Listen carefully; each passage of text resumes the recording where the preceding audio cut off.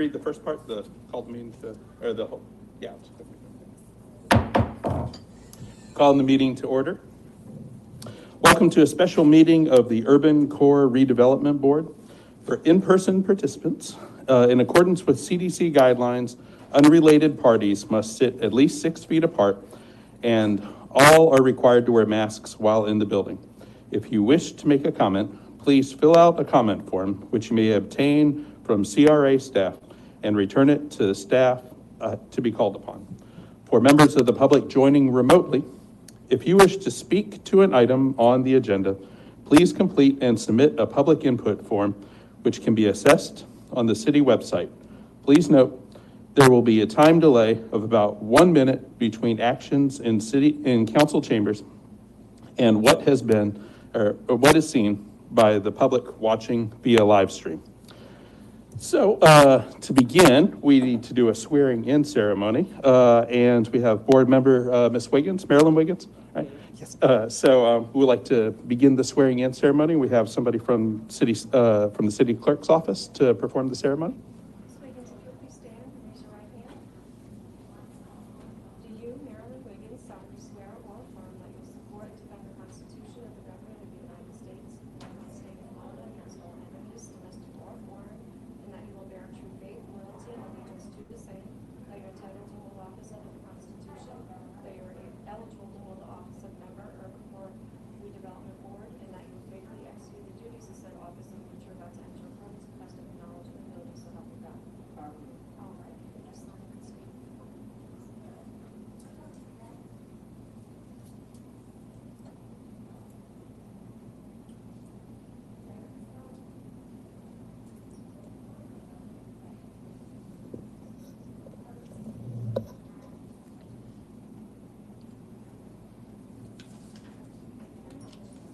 All right. Welcome aboard, Ms. Wiggins. All right, now we're going to do a determination of quorum. So I'll start with the roll. Drew Buchanan. Not here. Gregory Zidon. Here.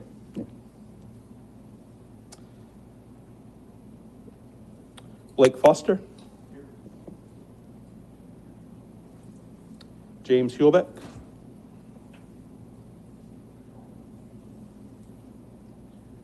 Kelly Wajorek.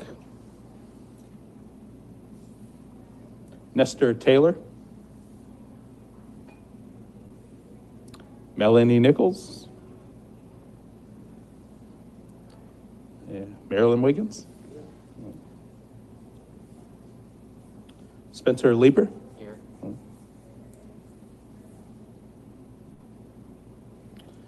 Councilwoman Ann Hill.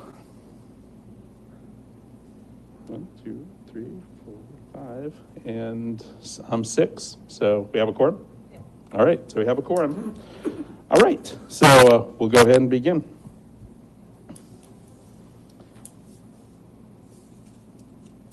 So our new business, today item number 20-00764, the UCRB priorities beginning fiscal year 2022, project list and 5-year implementation plan.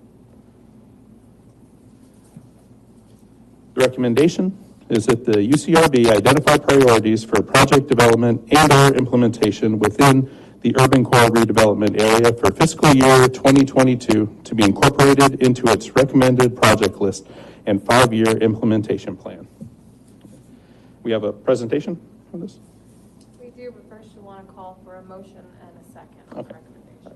So I'd like to have a motion to accept this. So moved. Seconded. All right. So Councilwoman Hill put the motion forth, and Mr. Lieber had seconded it. All right. Thank you, Mr. Chair. For those of you who haven't met me formally in person, I think most of you probably know me by now. I'm Victoria D'Angelo. I am the Assistant Administrator for the Community Redevelopment Agency. I have with me here today Denise Myrick, who is our CRA Associate. And we work together under Helen Gibson, who is the CRA administrator. Before we get into, so the purpose of today's meeting, it is a special meeting, and the purpose of today's meeting is to discuss your priorities for the upcoming fiscal year, which is the fiscal year 2022. The reason we're doing it now is because that preparation of budget starts in January. It doesn't get adopted until much later in the year. However, we would like to establish what the board's priorities are so that we can consider those priorities as a part of our preparation of the budget. So before we get started on discussing the projects and your priorities, we just wanted to give a brief kind of refresher. I know we kind of did this a little bit at your first meeting, but just a brief refresher on the purpose of the CRA, the redevelopment plan, and how this board fits into that overall process.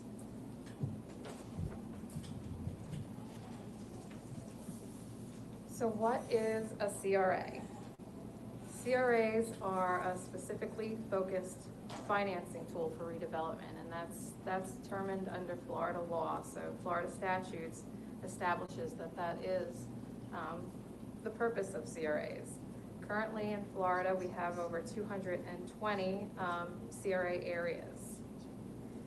And so CRAs, oftentimes people kind of think of CRAs as almost mini municipalities. That is not really what CRA is intended to be. CRA has a very specific role that's outlined by the state statute and is further defined in the localities plan. So that's the redevelopment plan. It is a dependent special district, so it is an independent, it is a separate entity from the city, technically. However, it is dependent on the city for certain roles. So it's separate but apart. So nice and confusing there. And so what happens with this financing tool is that any future increases from the time that a redevelopment district is established is set aside to support the projects towards revitalization of that district. And so that includes both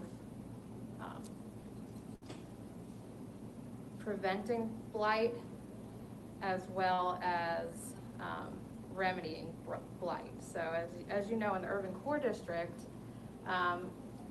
we've remedied a lot of blight. However, some still exists.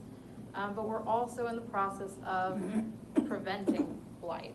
So we don't want it to return. We want to make sure we have a nice, strong, sustainable district. So that's the goal here. We're not done with our work.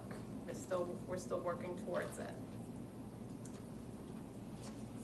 So you can see here in the little circle kind of what our roles are generally. These again are defined by the state statute, and they are to eliminate, prevent blight, like I just talked about, to rehabilitate and conserve the district. So that kind of goes back to the blight. We're rehabilitating issues, and we're conserving things like the character of the district.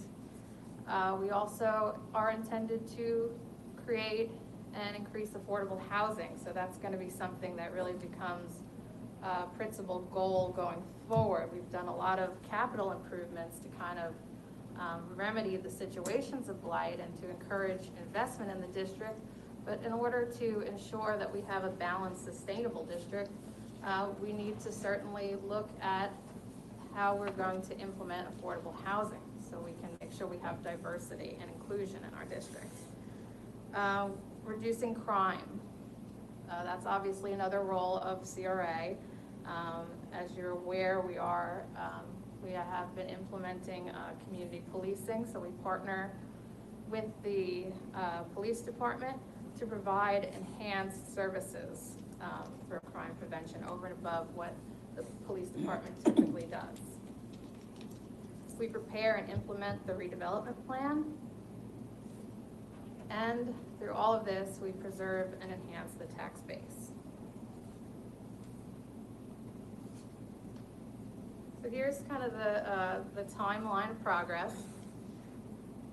This kind of brings us to where we are now from the very beginning. So back in 1969, the state of Florida created community redevelopment areas. They set a statute that allowed CRAs to be formed. Come 1980, the city of Pensacola established its CRA. 1984, we established our first district. We implemented our first redevelopment plan, and that first district was the Urban Core District. That plan was recently updated in 2010. After the development of the Urban Core District, we then had the East Side District, and then following that, the West Side District. Like I said, we updated the Urban Core Plan in 2010, and we are anticipating, we have in our plans and in our budget to update all three of the plans. So we'll be looking at all three of the plans holistically to update those.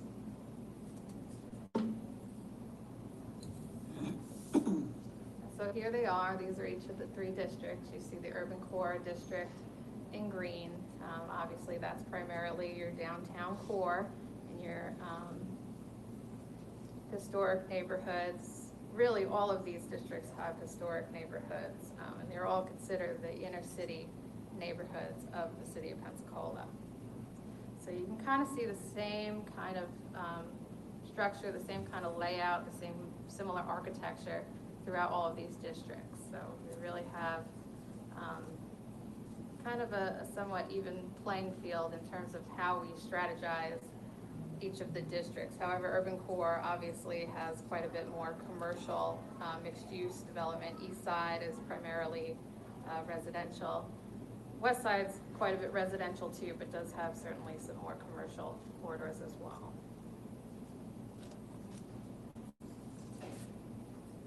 So this is your current redevelopment plan for the Urban Core area, and this serves as our master plan. So the projects that we undertake, they're not just pulled out of a hat. We do follow this plan. We look at this plan as our guide towards the implementation of projects. And so this is our current plan. As I said, we are planning a plan update. And so it is a living document that gets updated based on the changing needs of the redevelopment area. So obviously back in 2010, we had certain conditions that warranted specific projects. We started implementing those projects.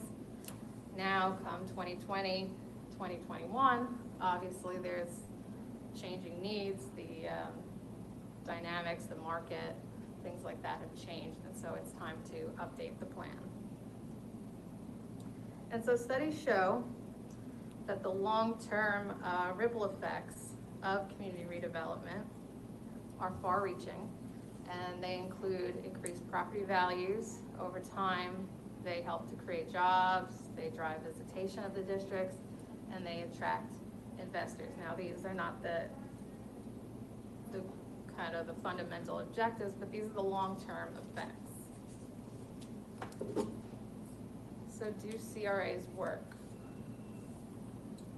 The state of Florida has a principal organization called the Florida Redevelopment Association, who went through all of the state of Florida to document the ways in which CRAs work. And so this was a video that was created of our specific CRA, and we were one of the ones that were highlighted for the state of Florida.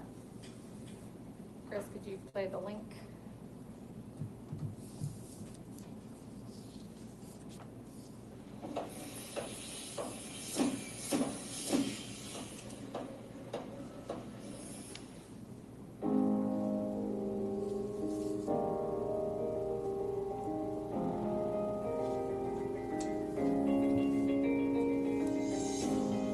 The CRA stands for the Community Redevelopment Agency.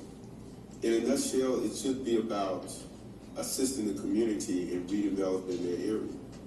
Most people who visually have driven through this neighborhood years ago would say, there's no way I would even go down there. It's so bad, it's so bad looking. It's a rough area of town. They would not even drive through. Now, It is a real estate hot market. We have townhouses going up. We have single-family homes popping up. We're reasonably priced. Now everybody wants to be downtown. It's thriving.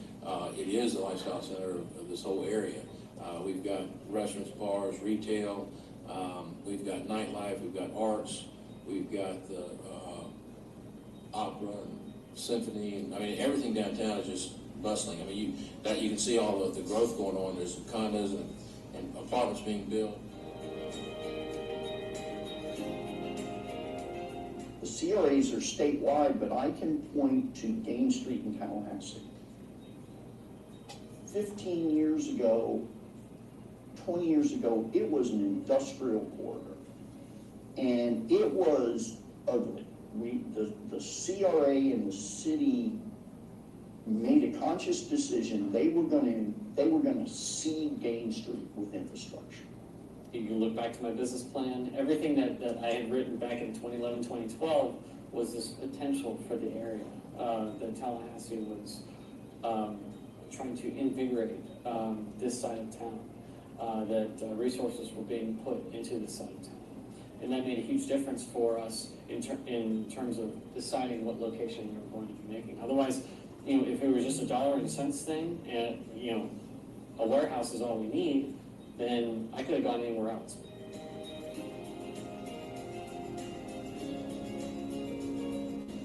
Years ago, Depot Park was what we call a brownfield, and it was full of contaminants. And I think it used to be an old gas station, and it just wasn't land that we could figure out really what to do with it. So the city of Gainesville, in owning it, they set out to find some way that we can come in and do something with this land. So the CRA came in and assisted by coming up with this plan of having this park. I think it came out to be an amazing project. We won some awards for it. It's inviting. It's a beautiful fountain. People are doing 5Ks there. We have all type of events in the evenings. We have jazz groups. There's a stage down there. Hopefully in the future we will be putting in an amphitheater. But right now it's just a great place, and it really speaks to who and what Gainesville is. Until this group came along, nobody wasn't doing that for Overtown. I'm a witness. I've been Overtown all my life. I am a towner for life. Nobody ever did that. Nobody ever thought about building a new building. If it's built a new building in this town, they're going to make it well. We can't get it. They're making it Overtown beautiful, and at the same time, they're helping our people. They're doing a wonderful job.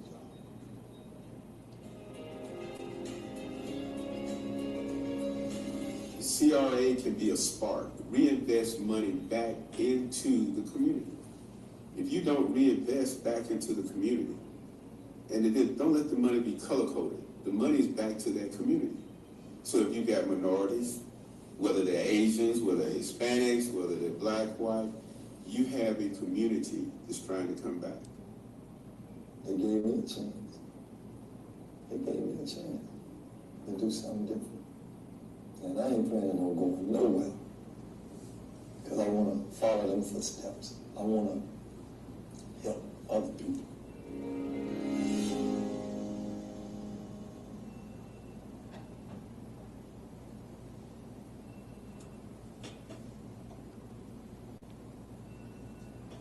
Can you send us that link, or is it in here?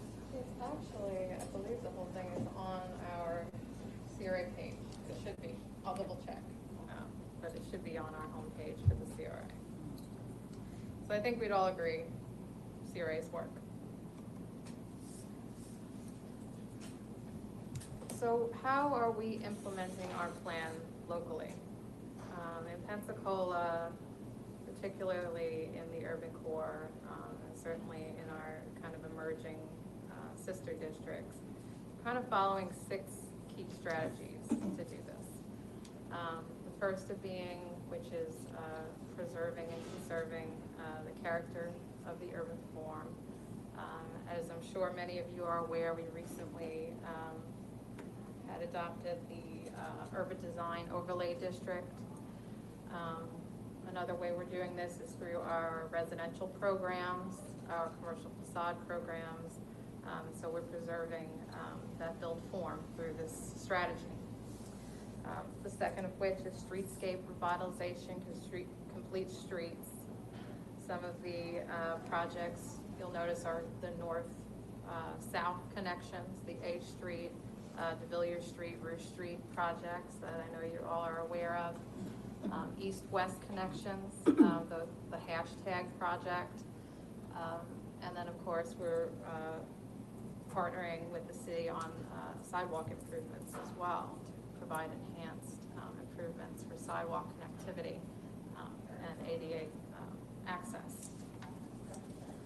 Third strategy, as I said, is going to be a very large initiative kind of coming up that is again kind of an emerging strategy. Of course, we have our property improvement program. We recently drafted up the resiliency program to help in response to Sally, and we will be working holistically with the city in implementing housing initiatives to provide for affordable housing. So that may come in different forms. We don't know quite yet. Certainly we anticipate that infill redevelopment will be a piece of that. However, that will be developed holistically as to what that strategy looks like across the city.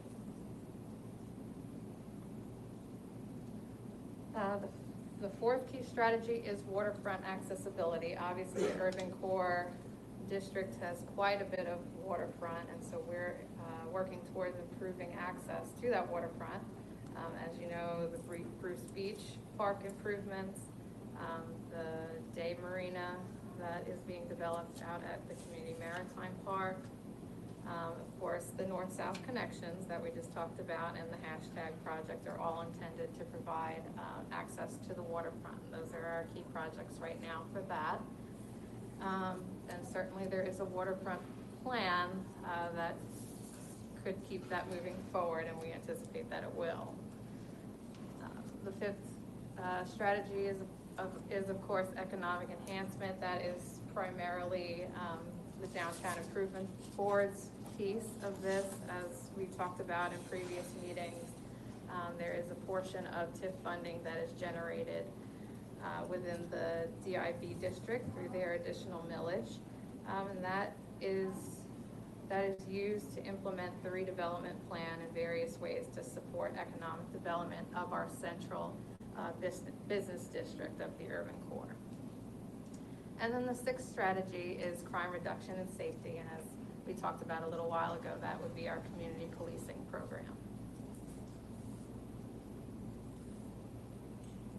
So again, this kind of goes across kind of the main types of projects that we are actively implementing. These are kind of the general ones: streetscapes, waterfront projects, parks, open spaces, affordable housing, community policing.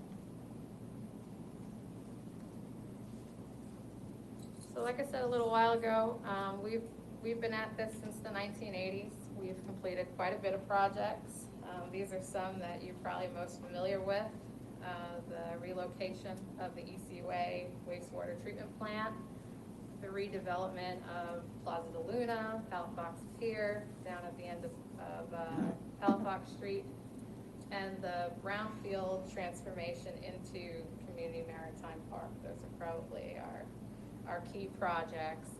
But of course, there have been many more, and there will be many more to come. So we always like to just show some before and afters. This is what the end of Halifax looked like back when we started, and of course this is what it looks like now. Again, you remember the old auditorium, and now the revitalized Halifax Pier.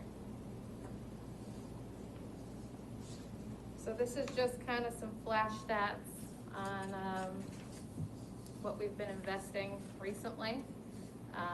In 2019, I would report on 2020, but we haven't been able to pull those numbers yet, so I'm sorry.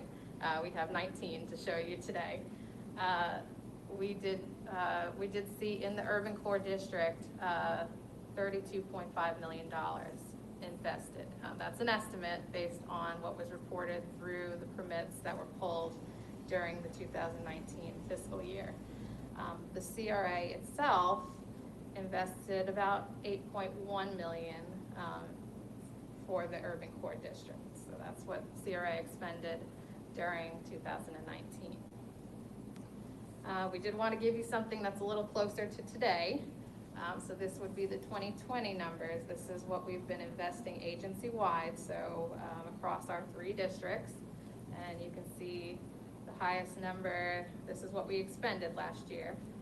1.4 million towards complete streets. 381,000 towards downtown improvements. Again, that's the portion of the additional 2 mills that goes into our downtown district.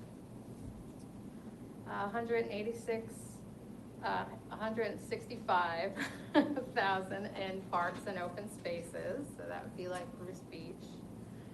126,000 into affordable housing, so that would be through our residential property improvement program, and 96,000 in community policing.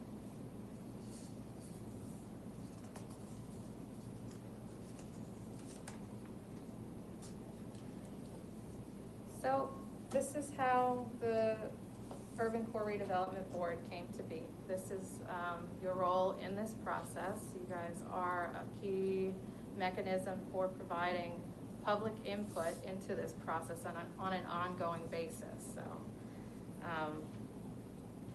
as you probably are aware, sitting on this board, the Urban Core Redevelopment Board was appointed by the City Council. And you're going to have an opportunity through this process to review the slate of CRA projects that are outlined in the plan. So again, everything goes back to the plan.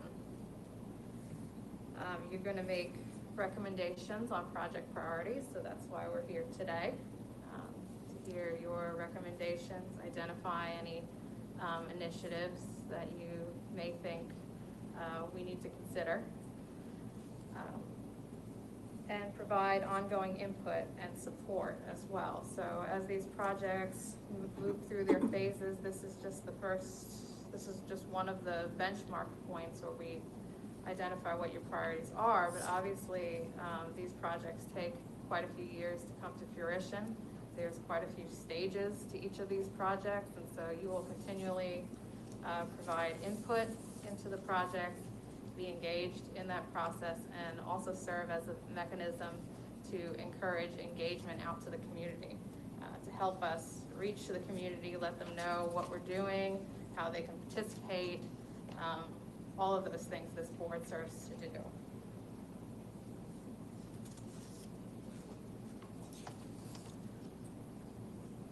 And so this is just to kind of recap. I think that this is something that kind of gets overlooked about the plan and how the plan comes to be.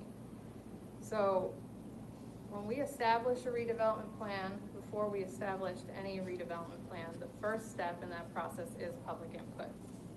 So staff does not just go out and say, these are the projects that need to be done.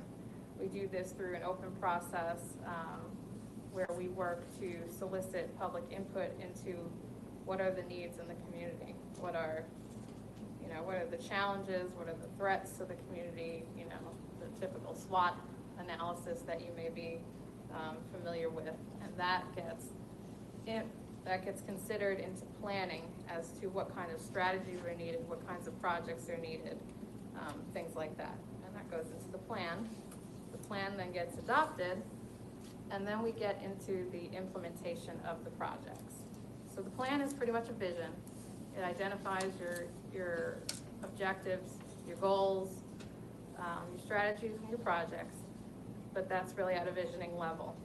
So then each of those projects that are identified, then we establish prioritization of those projects and how they're going to get implemented, and that's where we are today.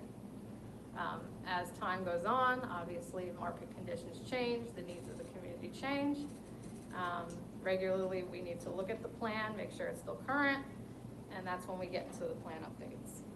So that's how that works. And so this is pretty much your high level. Obviously, it changes a little bit from year to year depending on what point we are and what project. You know, sometimes new projects kind of come in mid-cycle. There may be points in which we need your input, things like that. So this is just kind of a high level of what you should expect kind of throughout the year. Obviously, you have 4 meetings. You meet quarterly. Typically, during the month of October, we will do this. We will look at your priorities and recommendations for the projects that will be incorporated into the project list. And we will come back in January and April and continue to update you on the status of those projects and continue to receive your input into those projects. Obviously, like I said, depending on where the stages of those projects are, there could be other elements in asking you to try to engage the community, things like that. At the end of the year, well, I should say kind of mid-year, towards the end of the fiscal, come July, you will receive an annual presentation, which is basically your annual report on what was done in the previous year.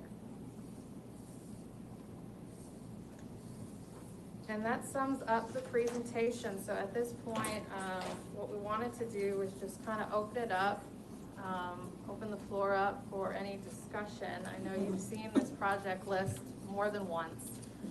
We went over it at the last meeting briefly, and so I don't want to go through each project individually and repeat what we've done before. But what we wanted to do was make sure everyone had an opportunity to give us any comments on the projects, any thoughts on your priorities, if there's any new initiatives that you would like staff to consider to start to look at. We can certainly incorporate that into your recommendation today. So with that, just want to open the floor up to discussion.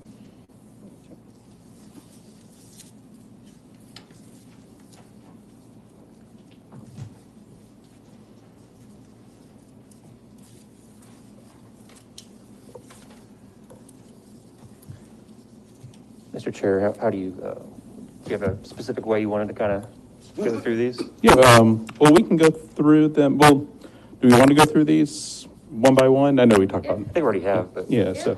if that's what the board would like to do, we certainly can. I just didn't want to repeat what we've done before. So if you would like me to go through one by one, I can do that. If there's certain projects you want more clarification on, I can do that too. Well, actually, I'd like to start one, if I have that privilege.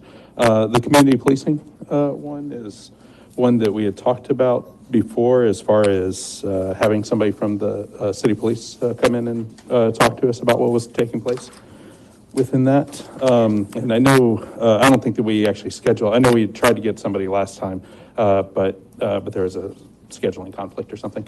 And I don't think because it's a special meeting, I know that wasn't planned for this meeting specifically. However, I would like to see if for our next meeting, if we can get that on the agenda to get the somebody from the Pensacola Police Department to come in and give an overview on that. But in the meantime, can you give me an idea of what the $96,000 is planned to be used for? Yes. So for the first question, yes, we do have PPD scheduled to come in January and give that presentation. Okay, thank you. They are scheduled, it's penciled in their calendar, they will be here. Yeah. Thank you for it. In terms of the $96,000, that is what we expended last year in 2020. Typically, the allocation is $100,000 each year annually, and what that is that is the folks that you see bicycling around downtown. That supports the police. They're really take a different angle at policing through community policing, in building ties with the community. So again, they're on bicycles. It's a little bit more of a inviting experience than cops kind of circling around in cars. The whole idea behind it is to build community as a tool towards safety. So what it does is it pays for additional staff support in order to do that. And so it's not the full amount. The Downtown Improvement Board also provides some funding towards that initiative, but we kind of partner together in order to provide that enhanced support. And it is district-wide. It's not just within the downtown district. It is district-wide. And PPD is also implementing it in other areas as well. So it's definitely on their radar as one of their strategies towards improving, the community's safety.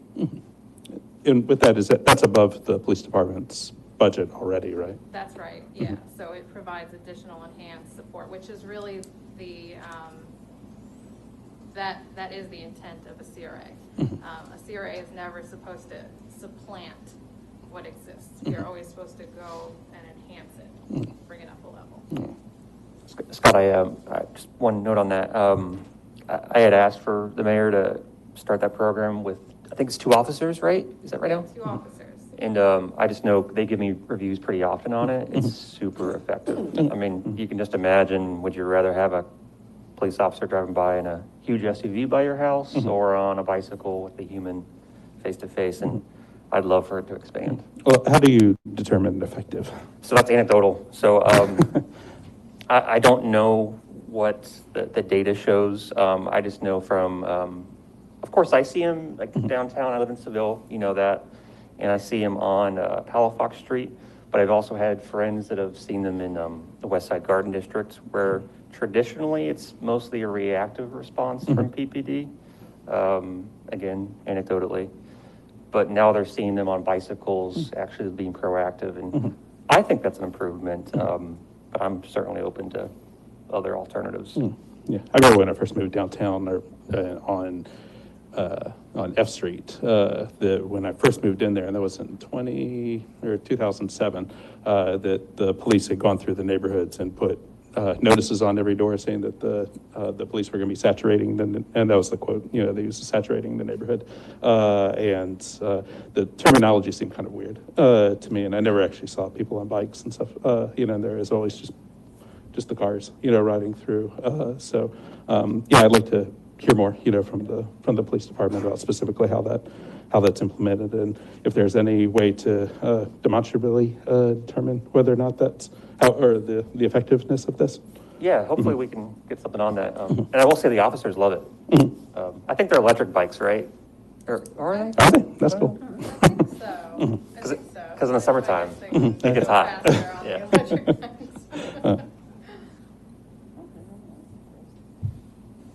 All right, thank you. Okay, appreciate it. We're talking about police, community. So you're saying that there's only 2 police, you don't have 2 officers? How wide is the stretch in the community? That's what I want to know. So the 2 officers are in addition to the typical TPD force. So it's not that we have only 2 officers throughout the district. We have an additional 2 officers that are, their main task is to build ties in the community through a positive face. Well, it can be a positive thing, having the police in the community, since we do have a homeowners association in the Tango community with. I'd probably like to see a little bit more of them being involved with the association, coming, talking to the people in the community, letting them know that their presence are there, that they can be there, and, get to know the community as a whole, so the people don't have to be afraid when they see you, approaching them, that they'll be more willing to talk with the police if they get a hand-on-hand relationship with the community, because if they're not going to do that, it's just going to be a waste of time, okay? Because when I see them in the community, I just think that they need to make their presence known to us, because I have a disabled son, And I know other kids that's disabled in those communities, and I've been sitting home trying to figure out a strategy that we could come to, so that the police will get to know that these kids have disabilities. And when they see them, they'll be like, I know something's going on with that child.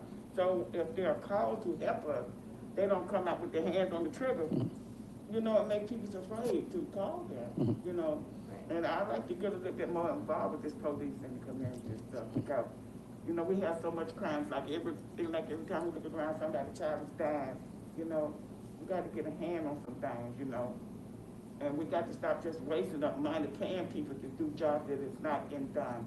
We got to get a grip on our kids, killing up each other, shooting and doing all this stuff. And I want the police to get a relationship with the people, the residents, so they're gonna be afraid to tell them, that something going on over there, And that's how you get things done in the community with the police department, Don't just come around and look and wave your hand. Just come on up there and tell me, Miss Marilyn, I'm here, If y'all need me, I want to make my presence. And I promise you, you can get a lot of things done with the police department if they reach out to us, and we could just reach our hand back out to them and let them know, we want to help, but we want you to help us too, So I want to really care on this stuff here, And that certainly is the overall intent of this program, is to build those ties with the residents, with the community, so that there's not fear. Yeah, coming to the city is okay, but the residents need to know. Coming here is not going to really be such a benefit. Coming to the community where the people's living, talking to them, touching bases, letting them know, we care, because sometimes we got the police to just say some real bad people too. But regardless of how we feel, we still need the police department to come out and help us, because that's the first thing we do. It's call the police. So we need to get the type of relationship with the police, so we know we trust them. They trust us enough that we can let them know we in trouble out here, and we really need help. So like I said, I want to get them here. I want to get them to the organization. I want them to talk to the community. I want them to make their presence known, If you have to come knock on the door, just let me know who you are, so I can, be a part of what you're doing. I think come January, you will have one of the officers here, and I think it's going to be very important that you raised what you just said today, as well as any kinds of strategies that you see may be effective, that maybe they're not considering that they should consider. And I'm gonna say one more thing when we get off of this, but like I said, as I thought about a lot of things, I want to tag about, our organization through the CRA. They have this special money that we could get through our organization every 2 years, I believe. Am I right? Are they still giving that money out, $10,000, or maybe we can match it?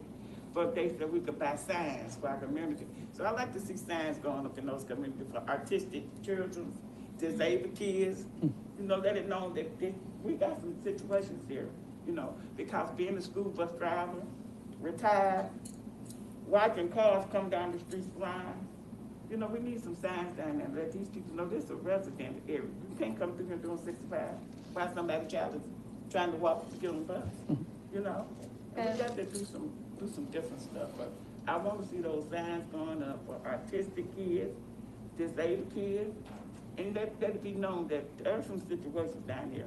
Pay attention to what you're doing, because these kids need help. Because if you approach my son, you the police, he just like, well, okay, he may take off running. Then you think this child done done something, but he haven't. It's his mind, okay? So this is why we got to work on some things with the police in those communities. Our kids. And I think that's going to be very important to raise in January during the presentation. And I believe what you were referring to about the $10,000 grant, I believe you're referring to the Neighborhood Challenge grant. That grant is facilitated through our planning department, and it's available to neighborhood associations. It is a matching grant, so the neighborhood association would have to provide the match to that, but it's available for community projects. But it's there. We can get that money and we can put up our own thing. That's a good idea. So are we going to write down kind of all these little recommendations? They can be recorded. Okay. Ann, did you have a question? questions are. Yes, I was thinking about you while we were talking. Weren't you last night made chairman of the Police Citizen Advisory Board? I was, yeah. Well, I remember in Jealousies. watching some of the meetings, their two primary goals were community relations and mental health.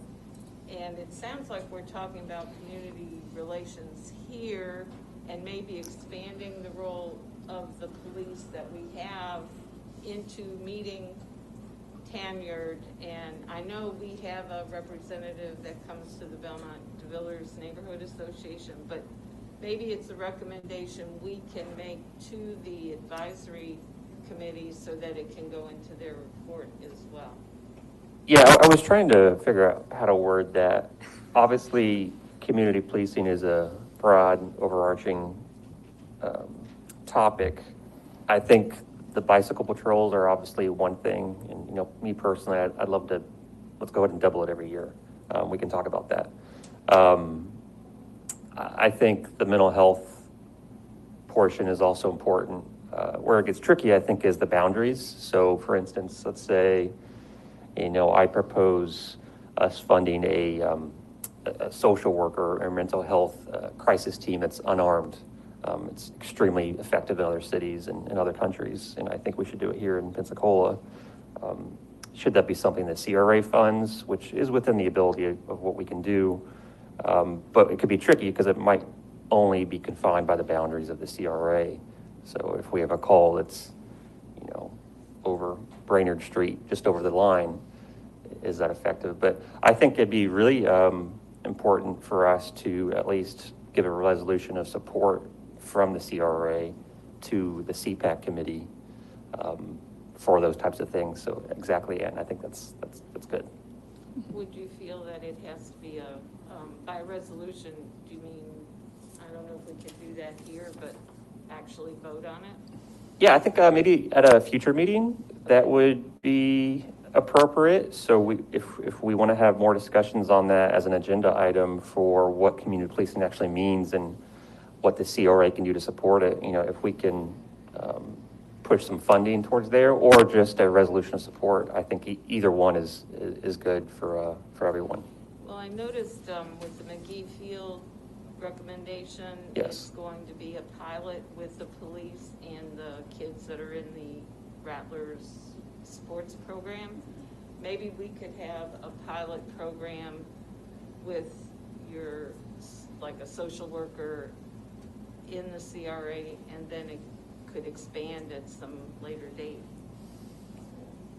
Scott, what do you think? No, I think it's good. I think it'd be good if we can set aside some time in the January meeting when we have the police here, because I think they might be able to answer more of those questions and give us some ideas about how that could be actually implemented. You know, I do like the idea of training any of the police, specifically the ones who would be working in this, I know they have training in crisis management or to some extent, you know, but the same kind of training to, you know, some kind of implementation of a better training, a bigger training, you know, on how to non-violently handle some of these issues that come up within our area and everywhere else. So anyway, yeah, I would like to add that into the January meeting just so we could talk a little bit more about this and then possibly add that into something we can vote on then. So yes, I think with, obviously PPD is going to be the subject matter expert on all of these issues, and I'm sure they're following along with what the other boards are talking about and working on, already thinking ahead of time about how these things could be incorporated. So certainly this discussion would be very appropriate in January. Yeah. If it's and at that time, if there is a specific recommendation that comes out of it, either you could do that on the floor, or we can bring it back. We can take a look at it further, massage it further, and bring it back at the next meeting. However, this board feels that needs to be accomplished. Yeah, I think as of right now, the only thing I would add to the community policing line item is, and maybe it's not even needed, but just on an ongoing basis, kind of formally recognize that we should have an annual report on community policing from the CRA's perspective. I think it's the only thing I would add to that. And are we, when it comes to priorities, are we doing 1, 2, 3, 4, 5, or are these just all going to be, I think it's up to us. These are pretty much for a project list, but if there's certain projects or certain issues that you feel are a higher priority than others, you can certainly identify that. Okay. Well, I mean, I wouldn't go through 20 projects. And Sure. say this is 1, 2, 3, but Yeah. you know, if it's maybe your top 2, you know, Okay. something like that. All right, so maybe to clarify that, so in this meeting, though, we're gonna talk about what are the biggest priorities that we want to face, right? Or we want to look towards for the. You can do that. Also, if there's any input you have into the projects that are on the list, or if there's any new initiatives that you've kind of been mulling around in your head and you want to raise, now would be a good time to do that. All right. Well, I think in light of the shooting of Tamar Crawford last year, I think this is a pretty big priority for us. We've seen a lot of the protests over the summer, and I think a lot of people pointed out that all of that could have been Pensacola, easily, if it had just happened a few months later. And I think that's something that we need to be really proactive on and try to address as quickly as possible, and also as adamantly as possible. So personally, I'd like to make that a priority, our discussion of the community policing.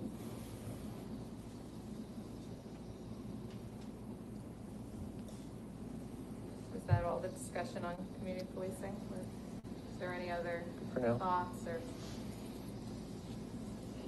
Do we need to add that part about the report? I think once we get done with the full discussion, we can talk about how we need to incorporate all of the discussion into your recommendation. Sure. Okay. All right. All right. Where do you all want to go from here? I want to ask about the project. Pull your mic closer, Marilyn. It won't, So only the public can hear you. Yeah, there's probably thousands of people watching us right now. Anyway, Thousands. the project that they working on the Villa Street, the sidewalks and stuff around there, been paying attention to that because I stay right around the corner. But I was just wondering, are they gonna be putting up lights, up and down there also? What about trees? Are they gonna, okay, because I was just, walking through the community trying to check on what they was doing. I did have to, say a few things about the project that they was working on because at that time they didn't have, the barriers with the lights on them. So I had to go into the community and talk with the people because I didn't want no one to get hurt. And I know that, when you're working on stuff, people they'll step right on down in the hole and hurt yourself. So I kind of, before Julia kind of got out to see that kind of said, to her, you may need to talk to the city about making sure that this area is lit up before somebody fall and get hurt and we get a lawsuit on our hands. So that was my reason for, really trying to walk in the area and see what was really going on in the area because, it's looking really nice in that area, and the people say, well, Miss Marilyn, are they coming down into the street? I said, I can't tell you, I don't know. But anyway, I just want to make sure that when they are working in the areas, that they put the proper things that is needed out there so the people to know that this area are being worked on so that they don't fall over into the ditch and, come up with a lawsuit. So make sure that you all kind of, talk about it with whoever you need to because, people looking to make money every day and if they, y'all know how that goes. But we don't want no one to get hurt while we processing, working on our, trying to beautify the area. So we need to make sure that they put the, if they need to put the light in so people can see, and they can't say, well, they didn't have it out there and I stepped in the hole. So just make sure that we, doing everything that is possible to keep someone from getting hurt while they're doing construction in the area. Thank you for that, and we will relay that on to the project manager, that's David Forte. Yeah, because I have to go around and take a little view out of what's going on because times something happens, they come calling me, Miss Marilyn, this and that. So I just thought I need to kind of get in touch with you all and let you all know that they're gonna work. They need to put what is needed there so no one can get hurt. Is the concern that that at nighttime, that there's not enough adequate light right now while the Basically, construction is in progress, that people can't see where the construction is being completed? Yeah, basically, you know, because, the building is not a very wide street neither, you know, Right. but, even in the daytime, you know, cause like I said, kids playing and running up and down that street. You know, we have older people living in that area too, and that's, you know, another reason that, you know, it's like putting a construction fence up when you're working on building. You have to put the proper things in place so people don't get hurt, because like I say, you know, ain't no uh-oh and this and that, because, you know, you need to do what is right. So that I just want to make sure everything is right, so, you know, no one gets hurt in our area. And just in terms of the elements of what is being constructed out there, we do have a project page for that project, and I can send that out to the board, the direct link for that, that shows each of the elements. But the main thing is sidewalks with the It's looking pavers beautiful. along the edge. It looks really nice. Street trees, equally spaced, decorative street lighting. But they definitely is excited around there about the sidewalks and, they want lights and, you know, they want to, it's pretty dark, you know, and want people to be able to see what direction that they're going in so that they don't get hurt, you know. And, you know, we really appreciate it. We really thankful. I wanted to bring up the affordable housing initiatives. That's okay. Can you tell me a little bit about what is going on with those? And I'll just relay a comment that I got from the somebody with the Old East Hill area, and this is, well, it might be specific for that specific area. That Turley, this is all over, saying that if this isn't something that's addressed affordable housing, then we're going to lose our workforce in 15 years. And I probably assume that would be even quicker than that. If the city becomes too expensive and you know, however long it takes for minimum wage to go up to $15 an hour, then you're not going to be able to afford it unless you have 3 or 4 jobs in general. So, yeah, so I just wanted to Let me address start that. by saying this. One of the key things to a sustainable mixed-use district is housing. So you don't want to have all commercial, you don't want to have all Airbnbs. You want to have livable neighborhoods with people that live there on a long-term basis. Of course, you also want to have diversity in household income. So you don't want to have all high tier, you don't want to have everyone that's under the poverty level. You want to have a nice mix. So CRA understands that very well, and unfortunately it's not the easiest problem to solve. Yeah. But we're doing what we can to start efforts in that regard. The first program that we put out maybe 2 years ago or so, is called our Residential Property Improvement Program. It's a very, very targeted program. The idea is to implement it in areas that are still experiencing blight to help to preserve the affordability of people that have lived in the community for a long time, and also to preserve that architectural form that we are seeing be eroded as people knock down the buildings and rebuild new buildings that don't meet the character. So that's the purpose of that. That's why it's very targeted. That's why it's in the areas that it's in. So it is in Belmont de Villiers, it's in the Tanyard area. Those are the 2 areas in Urban Core that it's currently being implemented in. And we've had a little bit of a slow response to that program. So if you can reach out to folks that live in that area, it's available both for owner occupants, but it's also available for leased property. So the leased property has to be leasing to a household that's low to moderate income, so it's not available to the Airbnbs, things like that, but it would be available to property owners that have rental property that are leasing to low to moderate income households.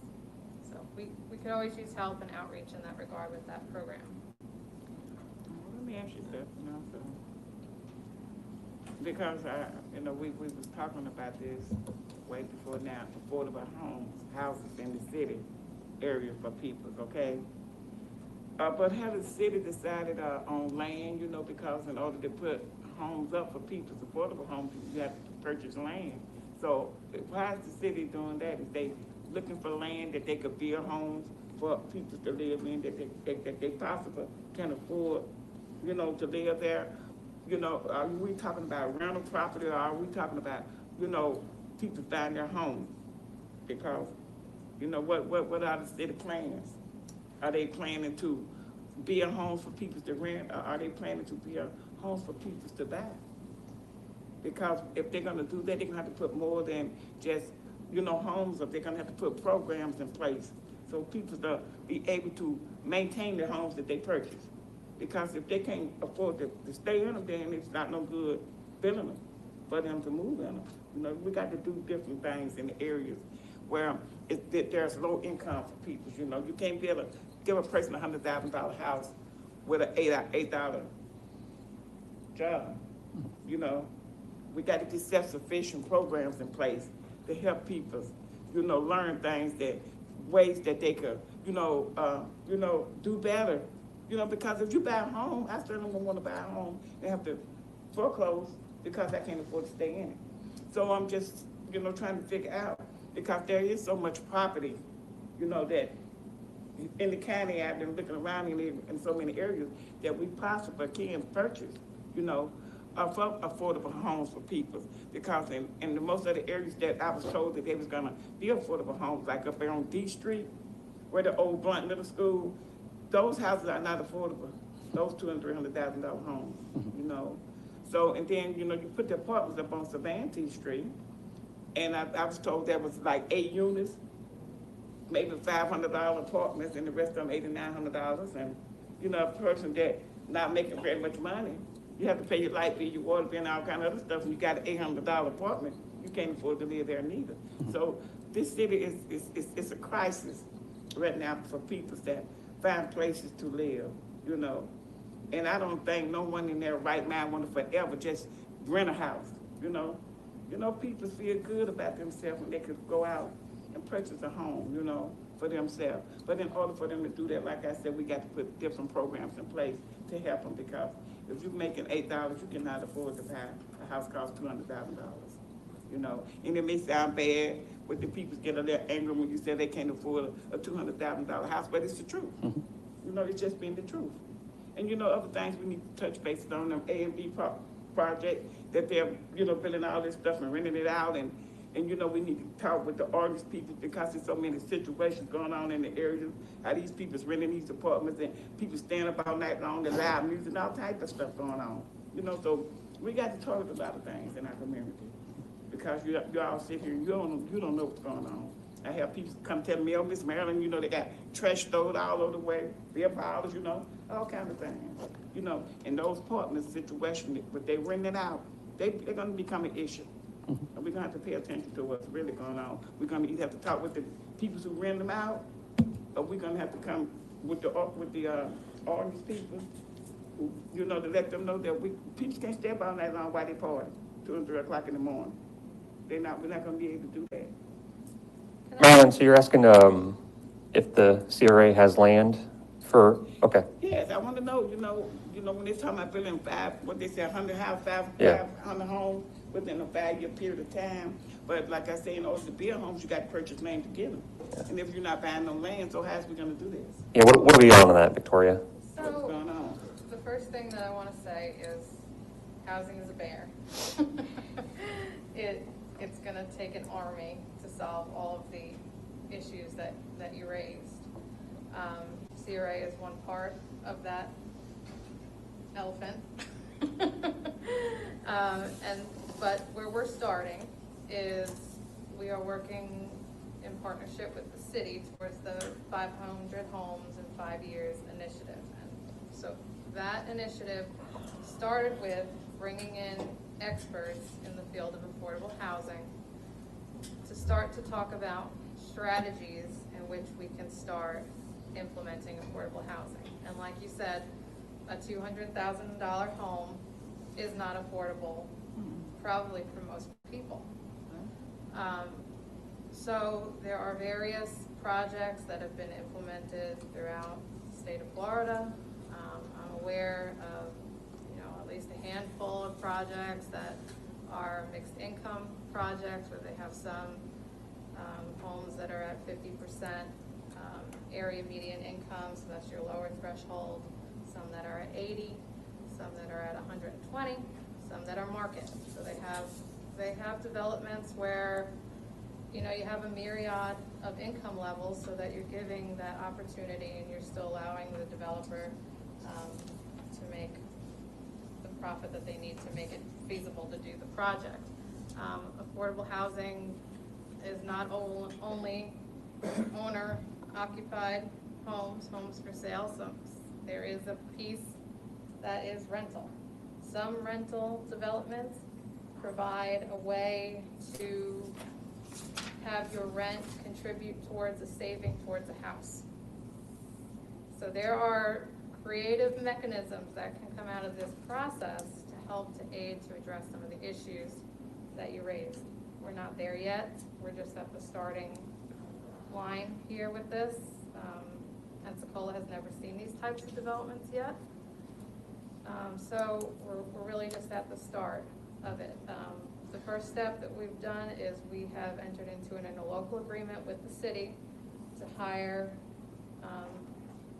a program manager to start to look at these strategies. We can't do any of this work without having a dedicated person to start looking at these initiatives. So that's where we are today.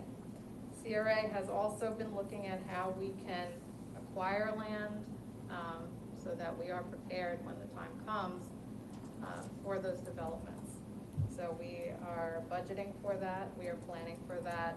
We are just waiting for that strategy to be tied together so we can ensure that we're investing in the best possible way. So that's why you see, we say affordable housing, we're working on affordable housing, but we don't want to just throw budget out there. We want to make sure we're doing it in a holistic, strategic manner. Scott, I had since we're on the affordable housing initiatives, and Ann, did you have something you wanted to say? You were before me. Go ahead, Al. Okay. So I wanted to stick to this. I know something I wanted the city CRA to do for a while is, I know we own, not as many anymore, but quite a bit of land, the CRA, even downtown, like on Palafox and Gregory Street, that are surface parking lots, some in Belmont de Villiers too. I would like us to explore the possibility of taking a look at those pieces of property, which have been vacant for decades, and then actually intentionally seeking to get them developed, not for anything like, Hawkshaw or something like that, not market rate, but actually fixed rate, affordable housing. And I mean that in the truest sense of the word. I think it's time to do that. We could do something very dense. Does everyone kind of know where I'm talking about? The main one I was referring to was Gregory and Palafox. It's a huge piece of property that I don't know if the CRA has explored RFPing it in the past. Has been explored? So I know what property you're talking about, and actually I have 3 in mind that we have been considering towards redevelopment, with obviously affordable housing as a component of it. Anything we put out for an RFP has to be financially feasible to the developer, so there's various mechanisms we can explore to make it happen, but there's still plenty more exploration we'd have to do. Like I said, some of these types of the dense development you're talking about would be a pilot really here. Sure. So we'd have to do our homework well to make sure it's a feasible project. Gregory and Palafox is currently a parking lot. It's a public parking facility, and part of that parking lot is leased by the federal courthouse. That's been the kicker in terms of getting it redeveloped. So they do currently have a lease on it. However, they do have, I want to say, maybe 5 years until we reconsider whether we're going to renew that lease or not. All right. At that point, we would look at how we could redevelop that property. Is it open? I mean, it's 5 years, but we could have talks with the feds anytime, right? We have been in conversation with them, and we are pretty much tied into that 5 years. Okay, I'd like to push it. If the board would be willing, I'd like to kind of formally put in that line item that we explore mandating that all the CRA's parking lots currently are only to be used for affordable housing. You know, me personally, I know you said it has to be financially feasible, but I want the CRA to pay for these projects, actually for the development, not just for the land cost. So is that something that anyone has discussion on? Because if we have 500 homes, we're not going to get it done with these ones and twosy developments. We have to do it dense. Anyone have any other thoughts on that? I think it's a great idea myself. Yeah. So what I would say is that we Oh, and sorry. Well, I was just saying that we have that $18 million Right. bond money, and right now we've got it allocated toward 3 projects. But given the pandemic, given the need for affordable housing, given the fact that people are going to be they've lost their jobs, they may lose their housing. Right. Maybe we need to redirect some of that money toward what you're talking about. Yeah, I mean, I think it's unprecedented. We approved that bond in a totally different world, and it won't be the same for years. And as much as I love streetscape improvements, they don't pay the bills. And as Marilyn mentioned, and many others have, affordable housing it's going to be a huge crisis. I got people, it pains me every single day telling me, you know, they're exploring their master's degrees or graduate's degrees at UWF, and they're just talking bad about Pensacola because we've got, like, what was it, $76,000 dedicated to affordable housing last year in a $250 million budget for a city. For me, it's embarrassing, and I say that respectfully, but Ann, you're exactly right. We need to do more. We need to do it fast. I know it's a huge bear of a problem, Victoria, but we have to be aggressive with this as much as we can, because otherwise it's just going to get worse and worse and worse. Yeah, I have friends who are moving, you know, because of that, because they can't afford to live here on the wages that they're making, and they're heading out to places like Denver, you know, or heading out to other places where, interestingly, bigger cities might have more programs available, or just might have more affordable housing, somewhere to live. That house I mentioned on F Street, I bought it for $55,000 in 2007, and it's 100, and it's on Zillow for whatever that matters and stuff. You know, it's around 150 is what it was selling for, or not selling for, but you know, listed as, you know, around that, and that's throughout the whole neighborhood, and that's not that long, you know, as far as time goes. We never would have been able to afford that at that time, you know, if we had tried to do that, and we did that in part because we had that program where if you promise to live in the house for 5 years, Right. that you'll get $10,000, and that helped us, you know, in there. But Well, I found the slide funny, and it was a very good presentation, but it said the long-term ripple effects, investors, property values increasing, blah, blah, blah. Those are great for developers. It's not good for people that can't afford to live here. You know, we didn't mention gentrification, pushing folks out. So I don't want to let you speak, Victoria, but my bigger question about the parking lots was, I don't think we've ever purchased property for housing outright. We've always just kind of used our existing. What do y'all think about that? I don't know if you can have opinions. And what is the feasibility of actually going out and purchasing vacant land and having us develop it with very strict RFPs? We did just do that in Eastside. We acquired the old gas station over by the Chappie James Museum.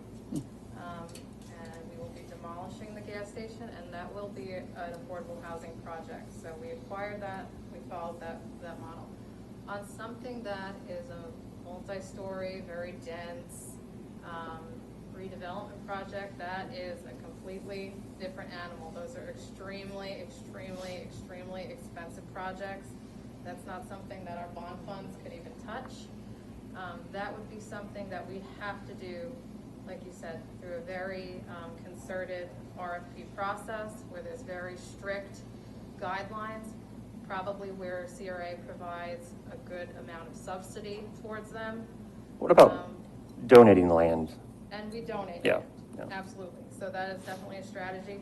There's more strategies out there. Like I said, we're working with the experts in these fields to look at the best practices on how to do this. This is not the first rodeo. In Pensacola, it's the first time doing it here, but it's not the first time it's ever been done. So these types of projects have been done statewide, countrywide. I mean, this is not the first time these projects have been done. So there are best practices, but large scale projects like that are going to take partnership. They're going to take CRA investment. They're going to take city partnerships, sometimes grants, private investment, you name it, it's going to take it. So certainly I think we've got a good discussion here with the parking lots. The only parking lot right now that's free of restrictions is the Coyle Street parking lot in Belmont de Villiers. Belmont does not want that sold. There is some thoughts, and I'll just throw it out here for our discussion, about redeveloping that with the caveat that it remains public parking, but building it up so that it can Right. provide some affordable housing while retaining the parking that exists. And that was my thought on the Gregory lot, is obviously you'd have a parking garage in the middle, like Southtown, but more affordable. But, so can we? Oh, and Councilwoman Hill. I just had a couple of things. We have hired a person, I believe her name is Deanna Stallworth or something like that. She is going through all the city property and finding anything that might be considered excess. What the housing department is trying to work with her on is if there is a lot that could be an affordable house, housing would take it over, the land would be contributed. These are smaller lots, like say a 30-foot lot, it's not a big project. We don't have that many, but whatever we have that is being dedicated, I think it'd be a great idea to have Marcy address you on the strategy that was developed by the task force that made a report. They have 6 things that they're recommending on affordable housing, and I think we could be part of that. The other thing is, we have the tiny homes ordinance that just got passed by the planning board of Escambia County. It's in today's paper if you want to look at it. But if we can release some of the limitations on development, maybe we can get more intense, cheaper housing. The other thing on the fixing up of the houses, I did go with Helen and a couple of people down MLK trying to see if people wanted to fix up their house. And there was a lot of resistance to the lien that you have on your property if you do take the money to fix your house up. And I know this is not probably going to be acceptable, but one of the things I was hoping we could do is maybe not have that lien, just fix up the house. And the point of doing it is to keep the houses in good shape so that they're not torn down. We can keep the quality of the neighborhood. But I know the idea is that you also want to keep people in the house. But if they're resisting it, maybe it would be better to save the house than worry about what people are going to do once they fix the house up. It was just the thought that keeps coming to me because, as you said, that program is very slow. The resistance is palatable. And I don't know if you've ever thought about that, but that was one of the things that keeps occurring to me. Councilwoman Hill, what we try to look at with each of these programs is how can we remove barriers so that people can use them, because there are a lot of programs, a lot of housing programs are very restrictive. So we try to look at how can we remove the barriers so that people can actually utilize them while not, taking away some of the intent. So obviously the intent is to provide for affordable housing, so we want to keep people in the homes. We want to make sure that if it's the leased property, they're keeping the households affordable. The other part of that is that we do operate under the limitations of Florida statutes, and I would not advise, and I don't think legal would advise either, about taking away the lien, because then it appears that you're just giving the money. And Instead of that's not preserving the house. right. That's not I don't know if it's legal. Even and legal. I mean- think it gives a good perception. Legally, we could, I'm not saying I'm in favor of this, but we could just change it to a grant without a lien. Oh, there you I mean, we just have to change the language of that. That would have to be up for discussion, but I mean, it's not without precedent. Well, the thing I got from the owners of the houses that we visited, they seem to think the city wants to put a lien on their house so they Right. can have it taken away. That's what I've heard Like too. it's an ulterior motive. Which is, And if we don't have that kind of trust, they're never going to use that money. I mean, you find difficulties with that, right, Victoria, just the perception? We do find difficulties with it.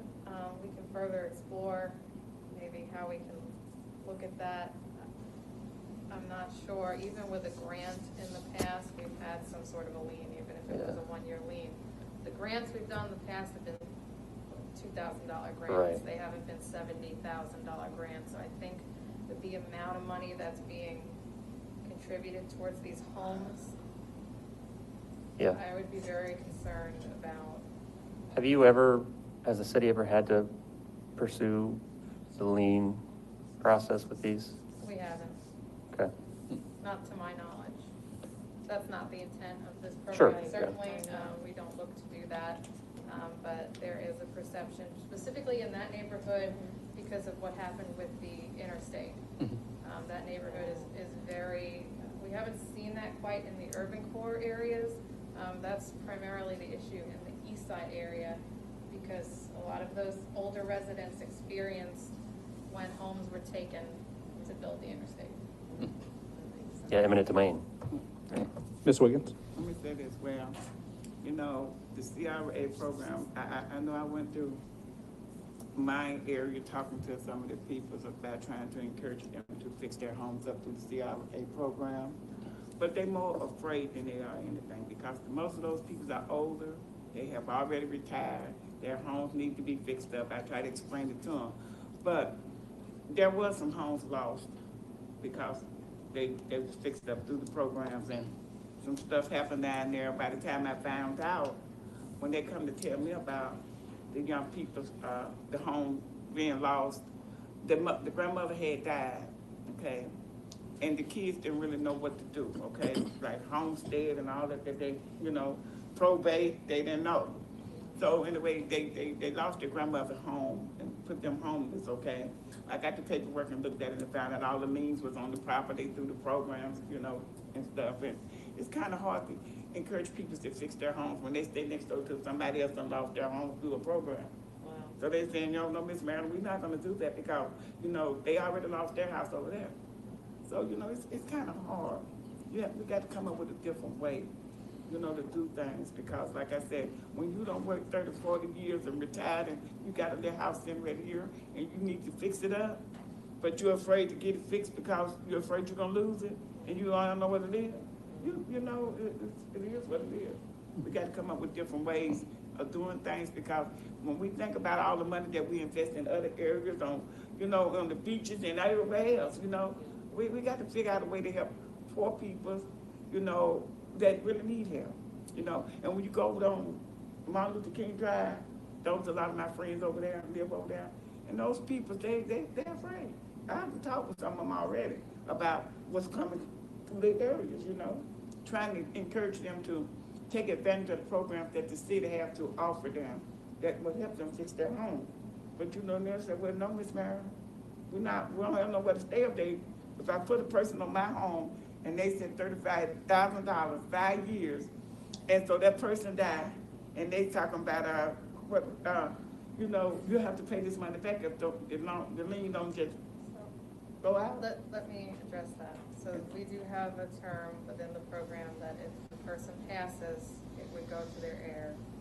They would not lose the home. They would not be responsible for repaying the loan. It was a completely forgivable loan, and it would just be transferred to I tell them the same thing you telling me, it's a transfer loan, no prorating or anything, but, you know, they just got the wrong idea.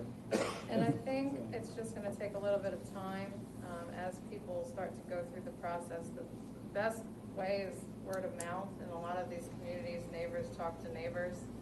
And when they go through the program, they get through their 5 years, they say, everything was fine, I didn't have any problems, it was a great program.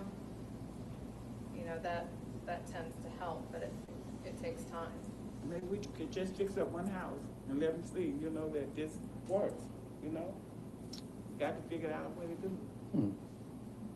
Yeah, maybe it's in the approach also. If you're saying that there's never been an instance where somebody has taken, or that the lien has been acted upon, then maybe in the approach that we're giving to people, saying that although this is a possibility, that it's never happened. And then you say that, you know, we've done this for 500 people. I don't know how many people have gotten this, but we've done this for 500 people. It's never once happened, you know. So if that helps you to think about this, and that, I don't know how that could be worded in a little card, you know, like this or something, you know, where you put on somebody's door if they're interested. But you know, just in that approach, that might be helpful in the way that the information's disseminated. Right, yeah, it's 100% success rate, if it is, yeah. The issue is that it's coming from government, Mhm. and it's a trust issue with government. That's the basis of this. So that's why I'm saying when it comes from the community, when it comes from neighbors that have gone through the program, they're much more likely to trust that than if it's coming from a government official, government staff person, postcard. Well, could testimonials be collected from people who that has been successful? You can have, you know, even people who go around and speak to this issue, or, you know, the pictures on cards, you know, it's quotes saying, I live on this street, you know me, and this has not happened to me, you know, this is good. You know, something like that. Like the video. Yeah, actually, like the video. So I know you think they're going to take your home, but they didn't. But testimonials could be really helpful in that. If you're trying to get word of mouth, then maybe instead of just hoping that neighbors are going to come around and talk about this, or, you know, tell about this great program, proactively try to get people in the neighborhood to say that, you know, we got $10,000 for this. You see my house, you've driven by it, you know, and, you know, it's beautiful. And it's in part because of what the city has done for this. Thank you for that. I've got that on my list. Could we just go ahead and make, like, the affordable housing initiatives just the top priority, if anyone's agreeable to that? The other thing is, the other end of that spectrum is homelessness. And I get email almost daily, you know, that we have to do something.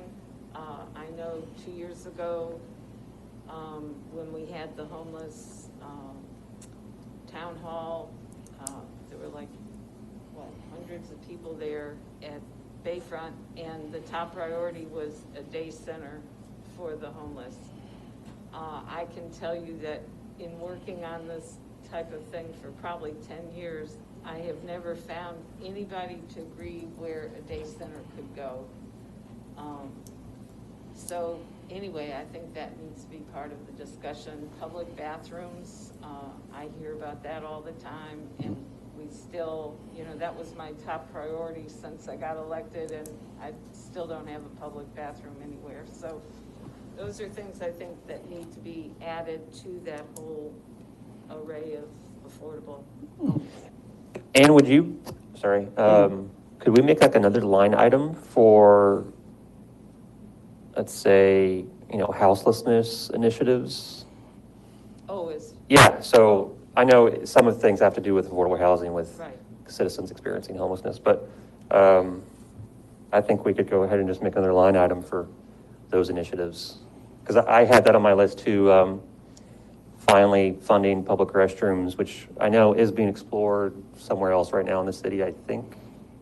Well, But, we have a porta potty at City Hall now. oh yeah, great. And it's something, but. No, I mean like the Portland, yeah, well, you know, we Oh, talked well, about this. I had been trying to get one for Betts Park, Uh-huh. and they had applied to that. Yes. That one, is it 1,000 or what is that? Impact 100? Impact Yeah, 100. they got And they that. actually got funded for a portaloo. Right. I know that Jefferson Street Garage had applied for the same thing, and they were not accepted, but the DIB has been trying to get a Portland Loo in there. What's the cost on that? Is it 100,000? It can I go, want to say it's about 200,000. I know it sounds like way too much, but they're durable. yeah. They Yeah, last. so what I want to just respond in terms of the restrooms is that when you create a public restroom, what you need to ensure is that there's also monitoring of that public restroom, because you don't want it to be a source of illicit activity. You don't want it to be a dirty restroom that nobody wants to go in. So some of the best ways to do that is to do things like incorporate them into parks, into community centers, into things that are active where you have staff. High traffic areas. You know, you don't want to just stick it in the middle of a right of way and say this is a Right. public bathroom, because it's just going to end up being a pod for illicit activity. So that's the tough thing Yeah. about the public restroom. In terms of the homelessness, that I expect will be a piece of the affordable housing initiative. There are some good best practices for homelessness. Obviously, this won't address the issue overall, but one of the ways you can address homelessness is to look at providing housing to help them reincorporate into society, and you can build that into some of these mixed income developments. So it doesn't have to be a standalone homeless center. You can start to incorporate that into these areas so that you get these people climbing the ladder and back into society. Well, the day center though is come as you are kind of thing, so it would probably reach out to those that may not be interested in having a home. So it's a huge issue, and I'm not saying that anybody's close to the answer, but it does need to be addressed some way. I assume with the day center, what we're thinking of is something like the Waterfront Center. And I assume that's in the county. I'm not sure where the line is. Yeah. For Yeah, that, but, that's- Just without some other things. yeah. Well, I think it's a good idea, to add that. I don't know if does that need to be added? Yeah, Is that a line so item? I would propose, we're not making motions at this workshop, but this is Or- all informal. Or is this a sub This thing would underneath be, housing? Taking action in terms of your priorities. I would Okay. encourage you to incorporate that though into the affordable housing initiative, so that we look at creative ways of addressing that rather than You would, just putting that out in so you'd put the public restroom thing under affordable housing? a, No. no, Just- the homeless center. Okay, the daycare center, or the day center. And the public restroom, certainly would be something Okay. separate. But. I was like trying to said, think of ways to combine them better. We want to, if we're gonna do a public restroom, we need to look at ways to ensure that it's in an active area where it's staffed and it's Sure. monitored. So if you make that recommendation, you should provide that caveat. Yeah, just whatever the best practices are for the Portland Loo. Obviously on city land, high traffic area. And I think if we're gonna either, whether we add it, line item, or if we just add this into affordable housing, like we're doing with the police department, having them come in and talk about community policing, I think that we should bring in Mike Kimbrell with the Washburn Center to come in and talk about this. Locally, I can't think of anybody who knows this issue more than he does. And I think it would be really good to have some informed discussions about this from somebody who lives here in the community, deals with them specifically, instead of bringing somebody outside from Pensacola. Have somebody who's here right now and would probably be happy to talk with us about the issues. Definitely. Yeah, and the only reason I want to add a specific line item for, houselessness initiatives is it's symbolic. Obviously, it's one of the biggest issues in the city, and they want to see that we're actually talking about it, not just putting under a affordable housing line item. So I'd still like to do that. Go ahead and make an action item to add initiatives to solve, houselessness.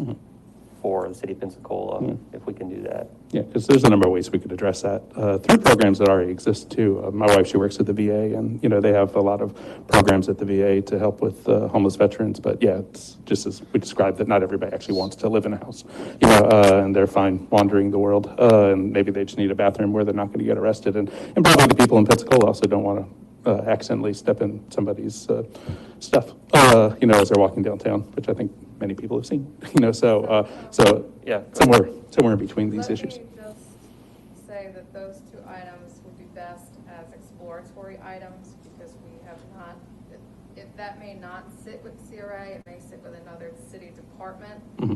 So I would not want to put it on our list until we know that it's something that CRA would be investing in. Okay. Now, it's not to say that it's not something that's going to be raised through this board, it's just to say that it may or may not be an appropriate thing on the CRA list. And the reason why I'd want it in the CRA is because I want it in the CRA, the Urban Core. Right. But I'm open to that. Yeah, so, and you can put that, Yeah. that you want it in the Urban Core, and that's what this board is. Sure. This board isn't recommending things for citywide, the board is recommending things for Urban Core, implementing the plan. However, not all things implementing the plan are funded through CRA, so we do it through a partnership, so we just want to make sure it's sitting on the right list in the right place, so. And that there's not other initiatives that are going on already that we're not considering doing this on the floor. Ms. Wiggins? Well, I know they always have a problem about putting bathrooms at the parks, the recreation parks, and I'm just trying to figure out why, because we can always put a camera up on the pole.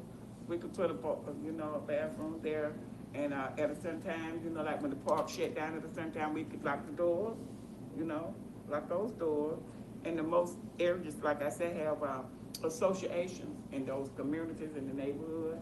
And I'm almost sure that if it's an association and people are part of that association, they'll be willing to maintain and make sure that everything is okay with the bathroom, because I find it's a little hard when kids are at the park and they have to go to the bathroom and there's nowhere for them to go, and it's just hard.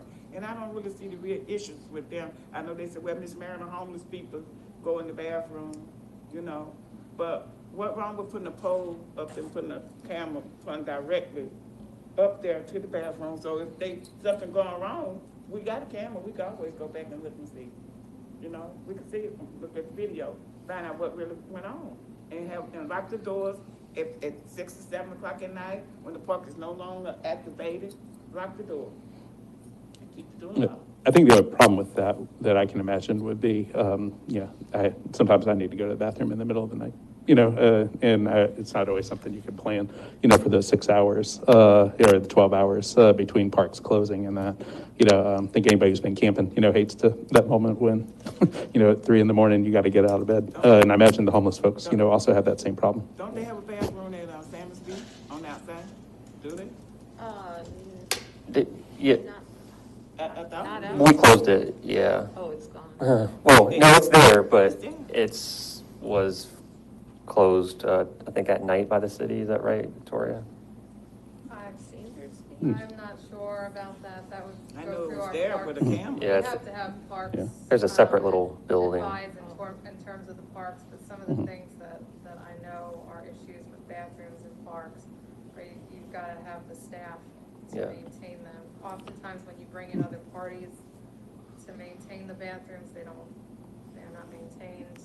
Well, even on that note too, thinking about the intricacies with this and having staff look out after it, that surely people are arrested, in the city for going to the bathroom. And, in some instances that could be, considered indecent exposure. You could have somebody, have extra addition to whatever their problem was when all they were trying to do was just relieve themselves.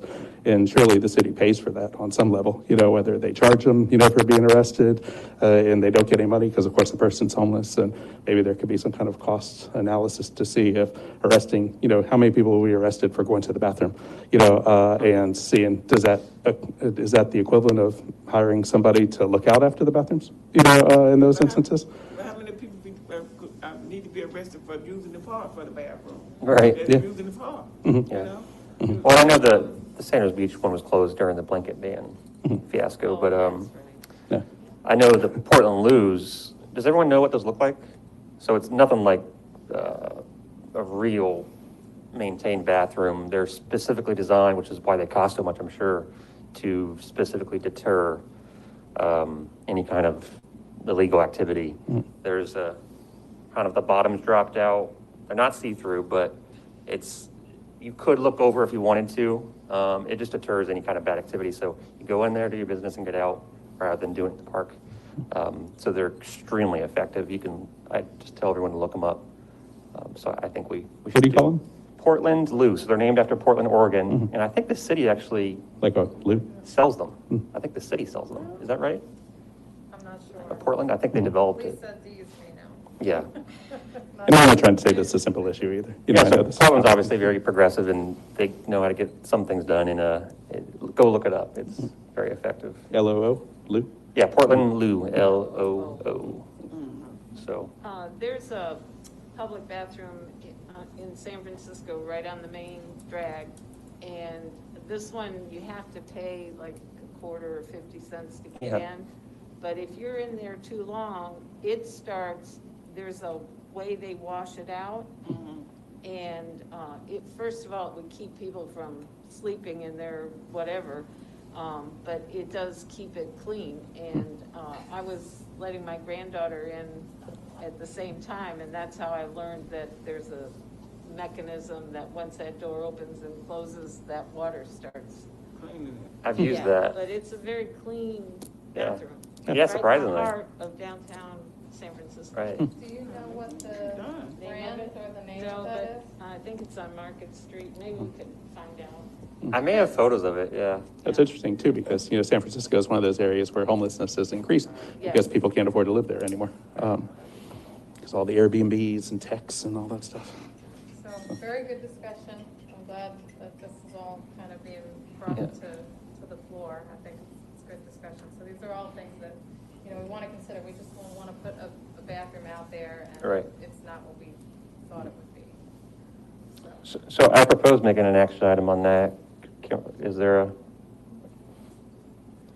I think. To make this a top priority? Discussion, because I think what we were going to do is at the end, we'll take all these items, read them. Okay, up, and then you got 'em, read okay. your recommendation. All right. I know we're hitting 2 hours, so. Yeah. What's our time limit here? Probably 2 hours. Speaking of Probably bathrooms, getting Five-hour council meetings. Yeah, like for me, I just had a list of things I could kind of go down, but I don't know, what Spencer or Greg or if y'all have anything. So one thing I was looking at a few months ago that I don't know who the right person to look into this would be doing sort of a survey of the trees in the urban core and looking at the tree survey and seeing what sort of contribution they make towards stormwater. I think New York City did one. There's a great GIS map of, this particular tree is 24 inches in diameter. It's this species. It contributes this much to electricity over this time period. So we take in tree inventory and see, hey, these streetscape improvements, it's going to have these exact returns based off the characteristics of the city. And we can also help stormwater infrastructure, which I know is an intense problem in some areas of the urban core. That's interesting. I love that idea. And you can crowdsource it too, because I think the way New York did it is they had coordinators and they had volunteers, and they would just go out and they would have areas and they'd write out, this is 24 inches, this species, this location, and then you just put it all in a GIS mapper. Oh, that's great. You can get apps too to figure out what the trees are if you don't know, just by taking Yep. pictures of the leaves. And then there's a, like a forestry Mm-hmm. calculator based on the tree type and the diameter, what sort of savings it puts in. So you just feed it all through this calculator and Oh. it spits out your information. Oh, that's a great idea. You know that people will be really interested in participating in something like that, just in yeah. the same way they do with that thing, I think it's the Audubon Society does the day after Christmas, or on Christmas Day, you count the birds that fly into your backyard. And surely people in, I imagine every neighborhood would probably want to take a look at that, at least a few people. Would you want to put that under something like stormwater initiatives or? I think it's really important for stormwater. Is that- That's the main thing I see. It also, you can wrap those up in the streetscape improvements a lot. So Is it a, oh, we've got the roads lined out, but not, maybe sidewalk improvement? Because that is part of the sidewalk initiatives is, Oh, I see. incorporation of those trees and making sidewalks walkable during summer. So what we really want to do with this list is identify specific projects. So if the specific project is to do a study for this purpose, then we want to explore that. Because like I said, with new projects, everything should be exploring them because this may be something that is better done citywide.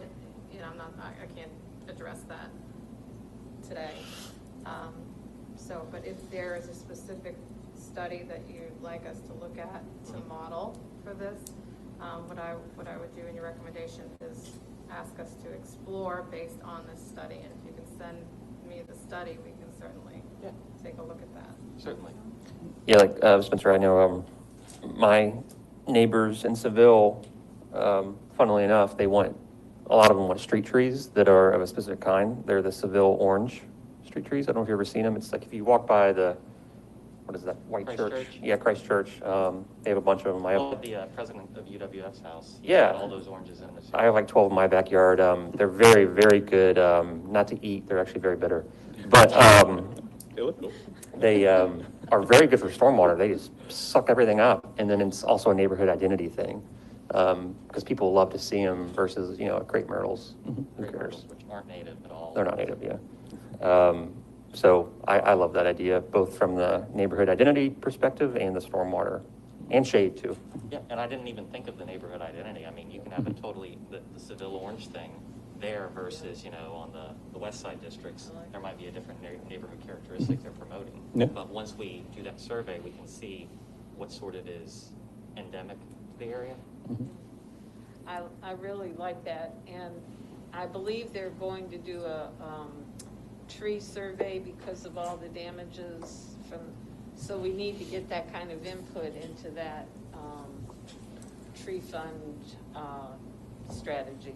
Okay, I'll send the link over today Okay. to Victoria.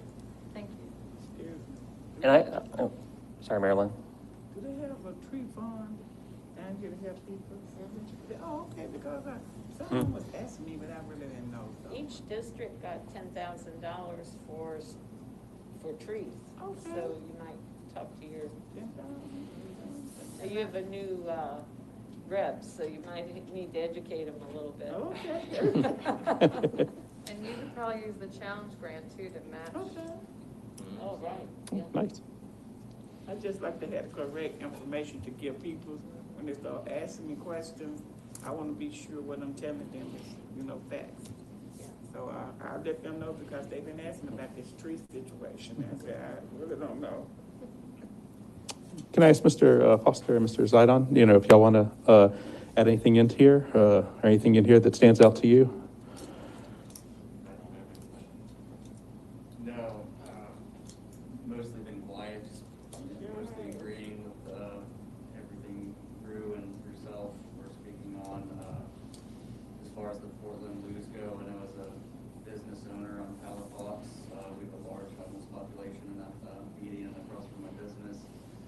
And I wouldn't even know how many hundreds of people we let in to use the bathroom a year, but it's definitely hundreds. And Yep. how much, not to be crass, but excrement I've shoveled in the last year is more than I'd like to admit. Yeah. So I would definitely like to put priority on that. Yeah, we always forget that from the economic perspective, Yeah. and brown doesn't equal green. Not a problem, but, it'd be ideal if they, Yeah. from a dignity standpoint, not to absolutely. What business? Lot Colony. Oh, I love that place. I spend too much money there. Oh, now everyone knows, okay. That's why you were late. Yeah, they're not open this early, right? Busted. So I had just two categories, and I can be done with my stuff, because I know all of us have jobs probably. I wanted to propose also a neighborhood initiatives category. And again, I know, Victoria, you kind of want to be perspective, and these are all exploratory, but here's kind of my list just under those, about 5 or 6.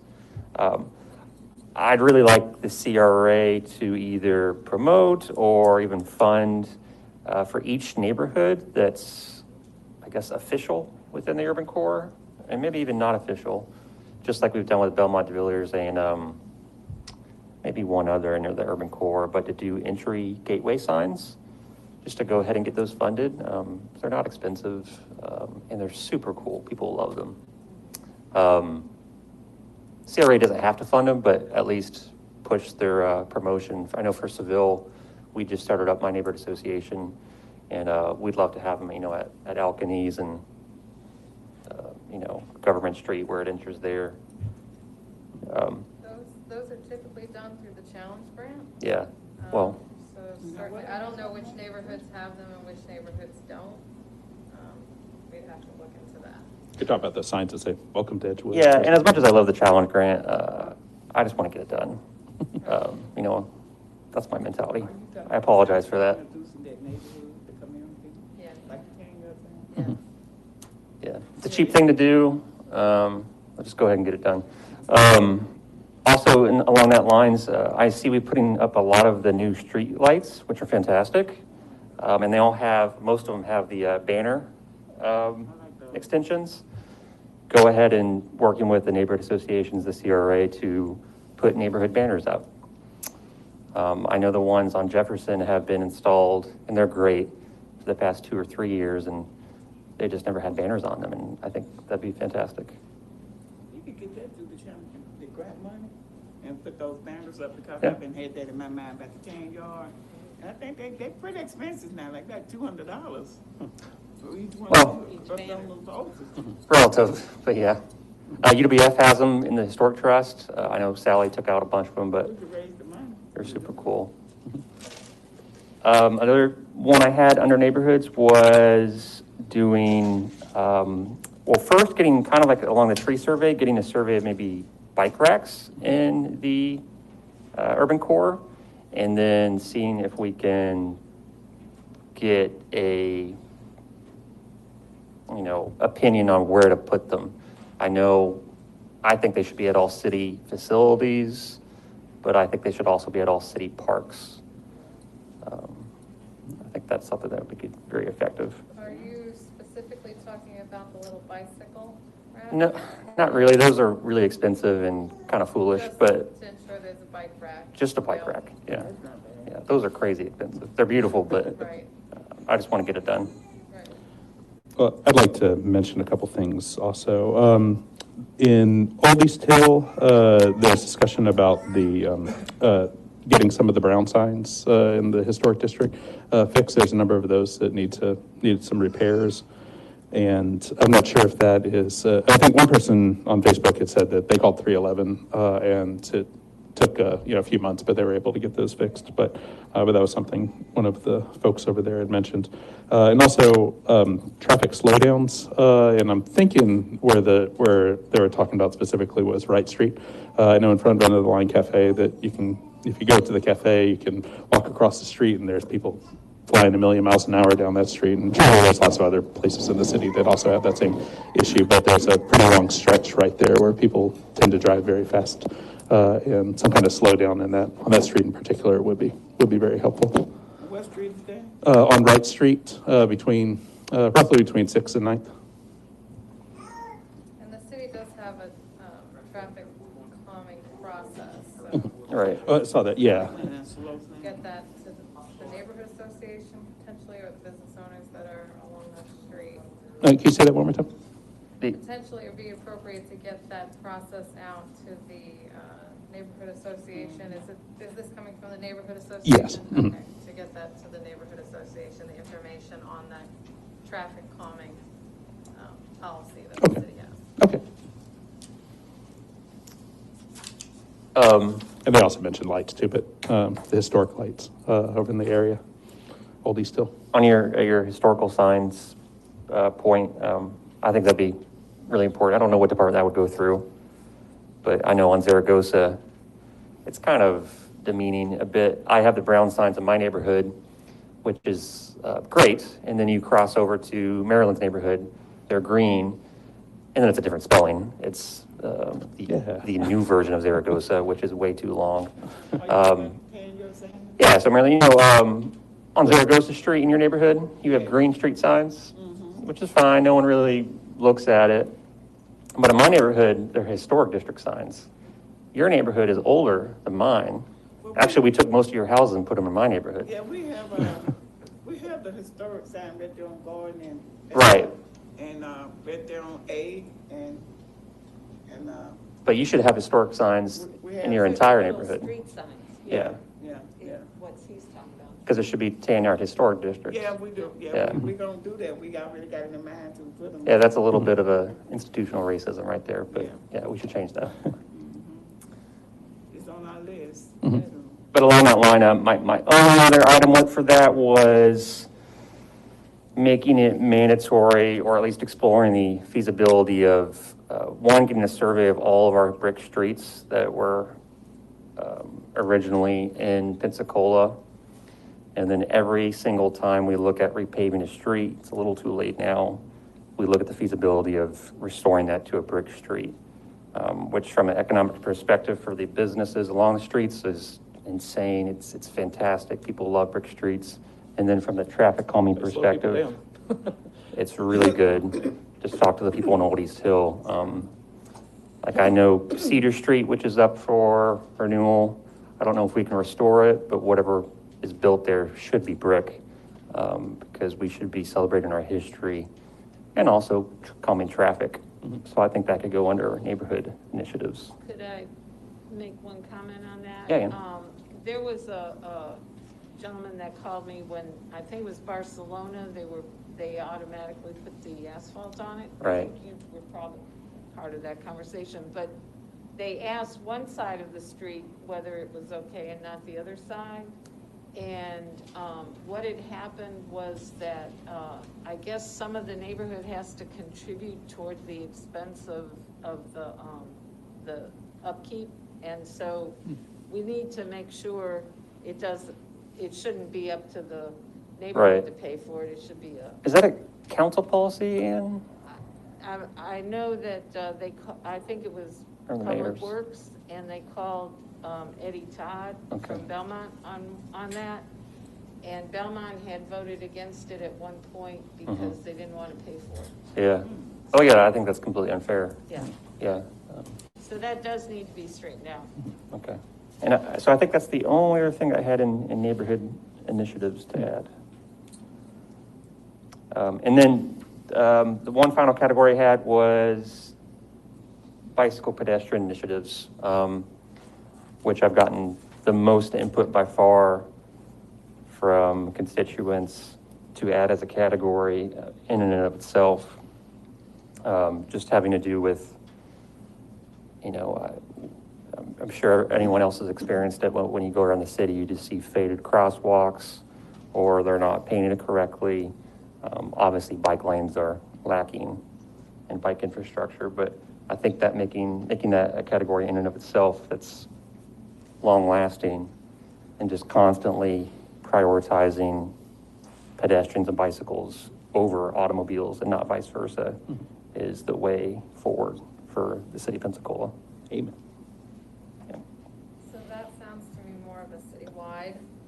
Well, yes, but I would like to make a CRA too. Yeah, so I'm not sure how that would come through this board as a recommendation, just simply because that would need to probably be looked at as a citywide Sure, initiative. but I would say even more so it's a priority in the CRA. And again, my intention for that is we're going to use CRA funds for these projects. That's a no-brainer. But that's, of course, up to Ann's board.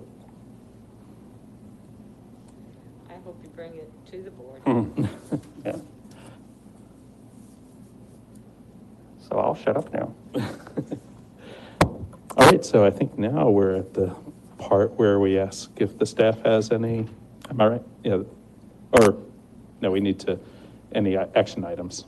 Let me ask this, does that conclude the discussion on the projects and priorities?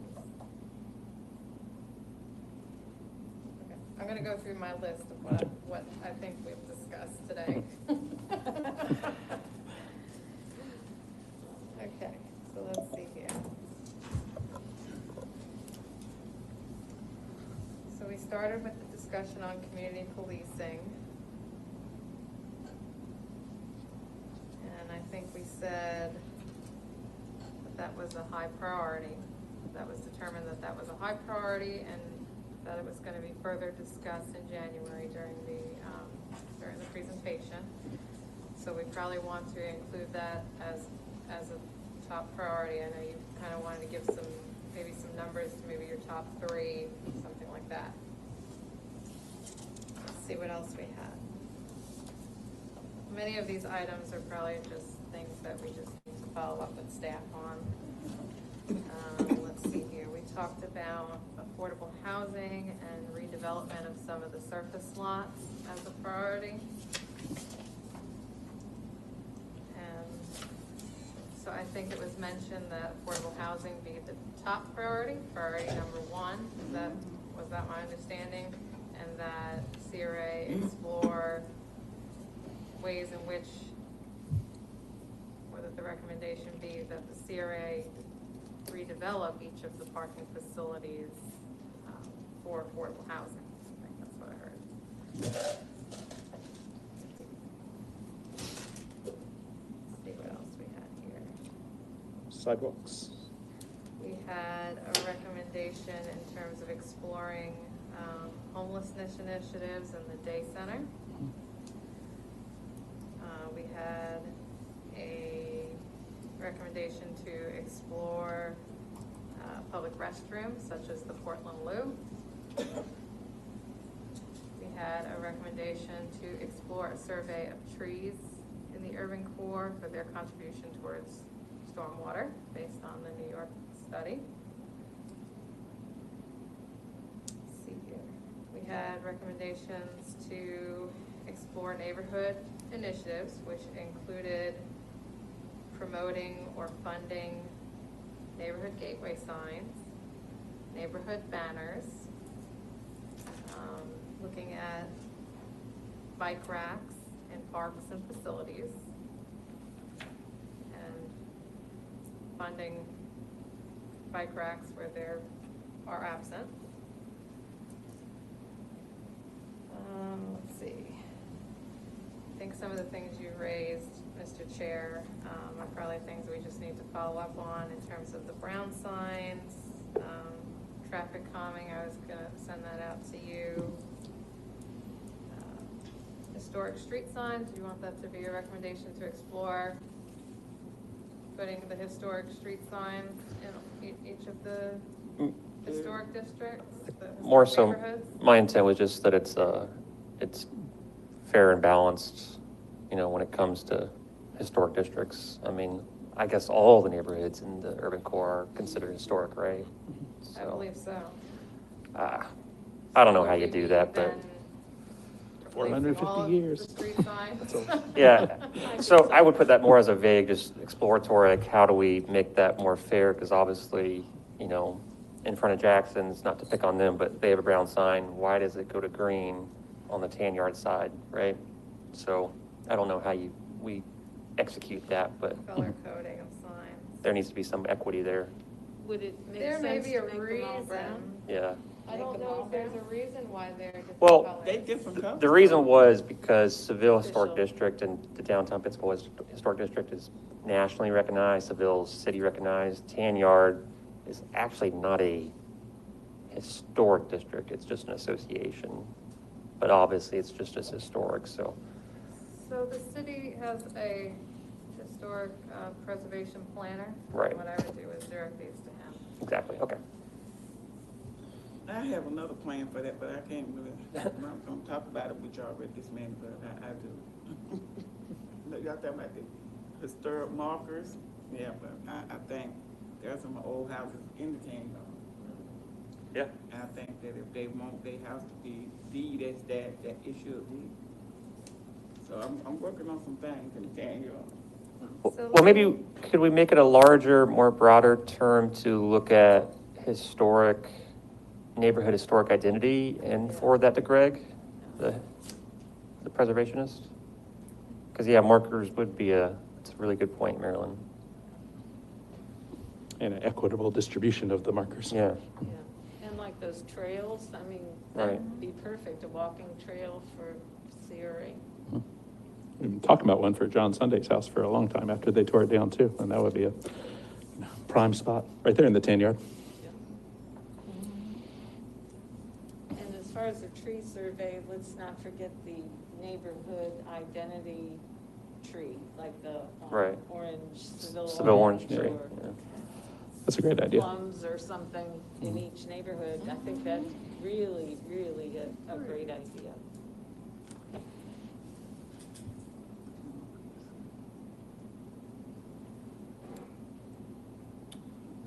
So, Ms. D'Angelo, maybe you can guide me on this one. I'm trying to make a list of all these so I can articulate. Going through. Okay. To you, how maybe we can word this. You tell me how to chair.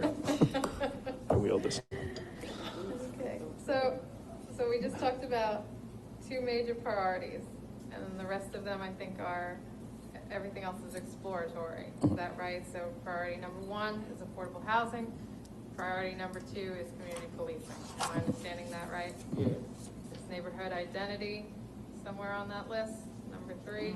Historic, something historic identity for the neighborhoods. It depends how many we want to list on the no, I would say just 1 and 2 for now, but I mean. I think that's a good idea. We're a staff of 3. Yeah, it's a symbolic thing, right? Obviously, we have to lean on other departments for many of these. We don't do them alone, and they may not be something that goes on our list, but I think it's reasonable to raise these. Obviously, 1 and 2 are on our list already, so, we'll just further that with some of the discussion that we have had today. All right, cool. We could make staff a priority too, if you. More staff. So staff is more of an admin thing, and what this board's role is to recommend projects. So certainly if you want independently to speak about CRA staffing, half joking, then you can, but for the purpose of this board, it's really projects. Call Grover. Okay, so we have priority number 1, affordable housing.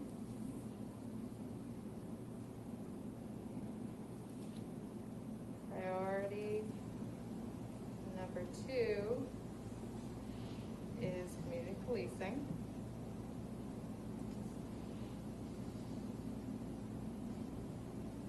And then we identified the following exploratory items.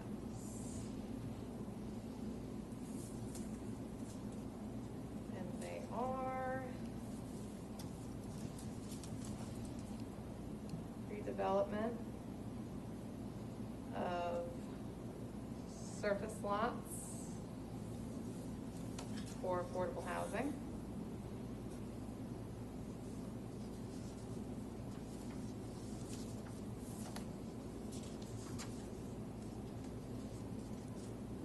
Homelessness initiatives and day center.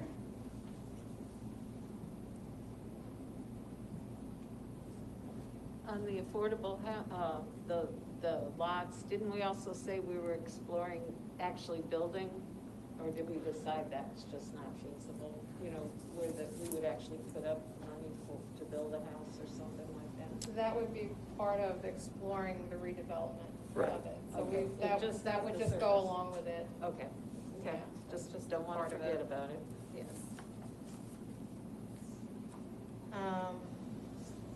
Public restrooms, exploring public restrooms, such as the Portland Loo.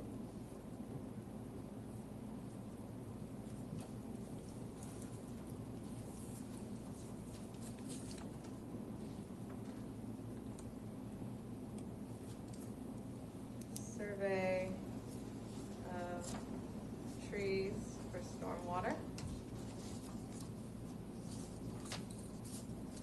And neighborhood identity. Let's see,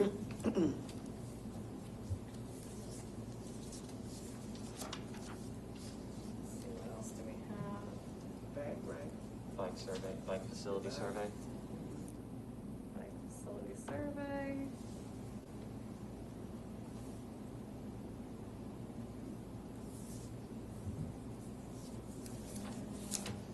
Oh, I totally missed one that I thought was important. I'm sorry. Within the category you're mentioning, I don't know if it's ever been explored, but in all the cities I go to, I see trash cans on, sidewalks. And then a lot of the ones I like, I see recycling bins next to it or combined or with recycling, compost, and trash. It irritates me to no end when I have, a cup in my hand and I have to throw it in the trash walking down Palafox. Have we ever looked at that?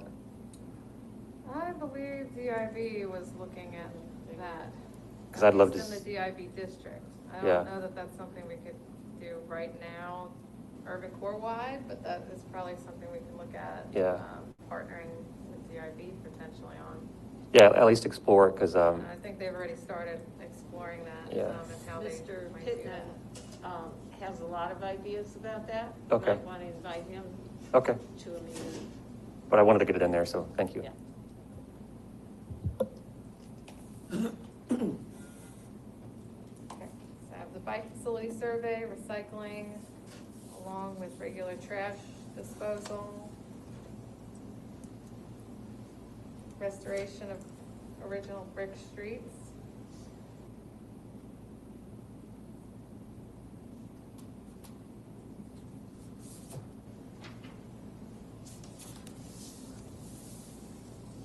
And crosswalk and bike infrastructure improvements.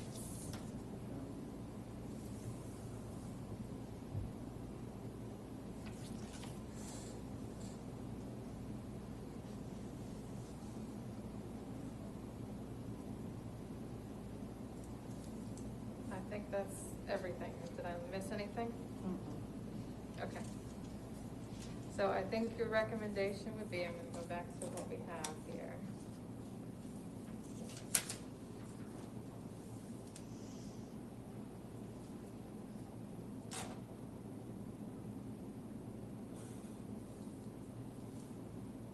So the priorities to be incorporated into the project list is basically just stating that your top two priorities are affordable housing and community policing. And you have this list of items to further explore for potential incorporation into the list. Say that again. Good job. So that the Urban Core Redevelopment Board identify priorities for project development and or implementation within the Urban Core Redevelopment Area for fiscal year 2022 to be incorporated into its recommended project list and 5-year implementation plan. So you have identified, trying to figure out how to put this into a recommendation in that sense. That the CRA identify affordable housing as priority number 1 and community policing as priority number 2.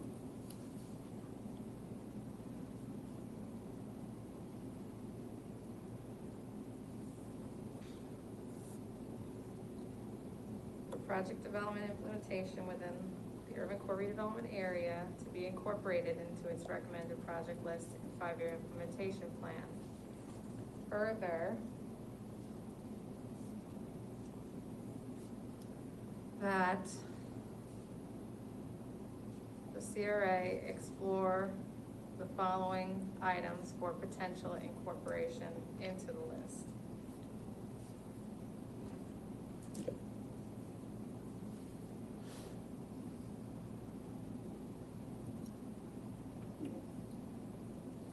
Name it. Yeah, just go. And I have that list here. So this is gonna have to come from a board member. Right. So I'm gonna pass this on to the chair. I've written it down here. Read it. You're making an amendment to your recommendation. Okay.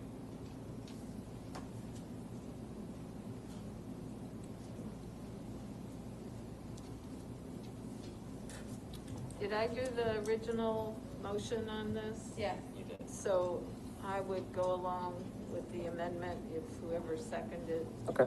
Okay. So he's making a friendly amendment. Everyone's in agreement. So the chair, Okay. I mean, really any board member can make a friendly amendment, so. Since I have the list. Unless anybody remembers all this. Okay. All right, thank you for writing this down, too. So I would like to make a friendly amendment that we amend Councilwoman Hill's previous amendment, and let's see. I want to amend this to say that the CRA is identifying, the Urban Core Board of the CRA has identified the following priorities that we would like to we'd like to move upon.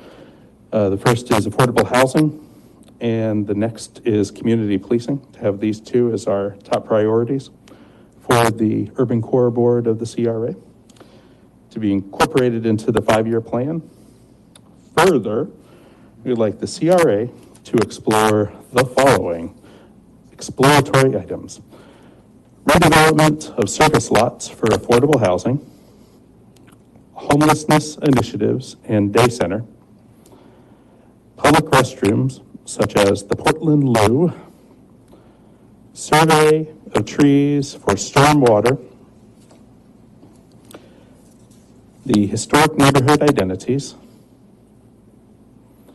bike facility survey, recycling with trash cans, restoration of original brick streets, crosswalk and bike infrastructure improvements.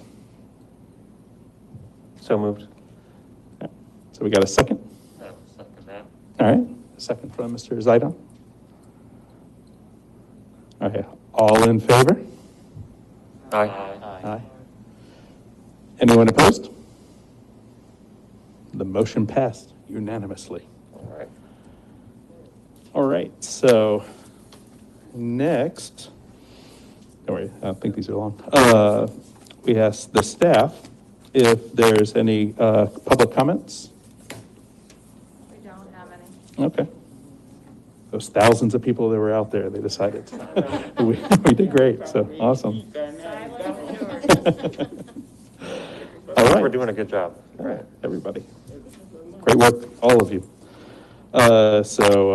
Before we go, I just wanted to say I hope everybody has a happy holiday. Hope everybody stays safe. And yeah, looking forward to seeing everybody in January. I think I can speak for myself, but probably most of y'all too, that it's, although the Zoom makes it a little convenient sometimes, that I feel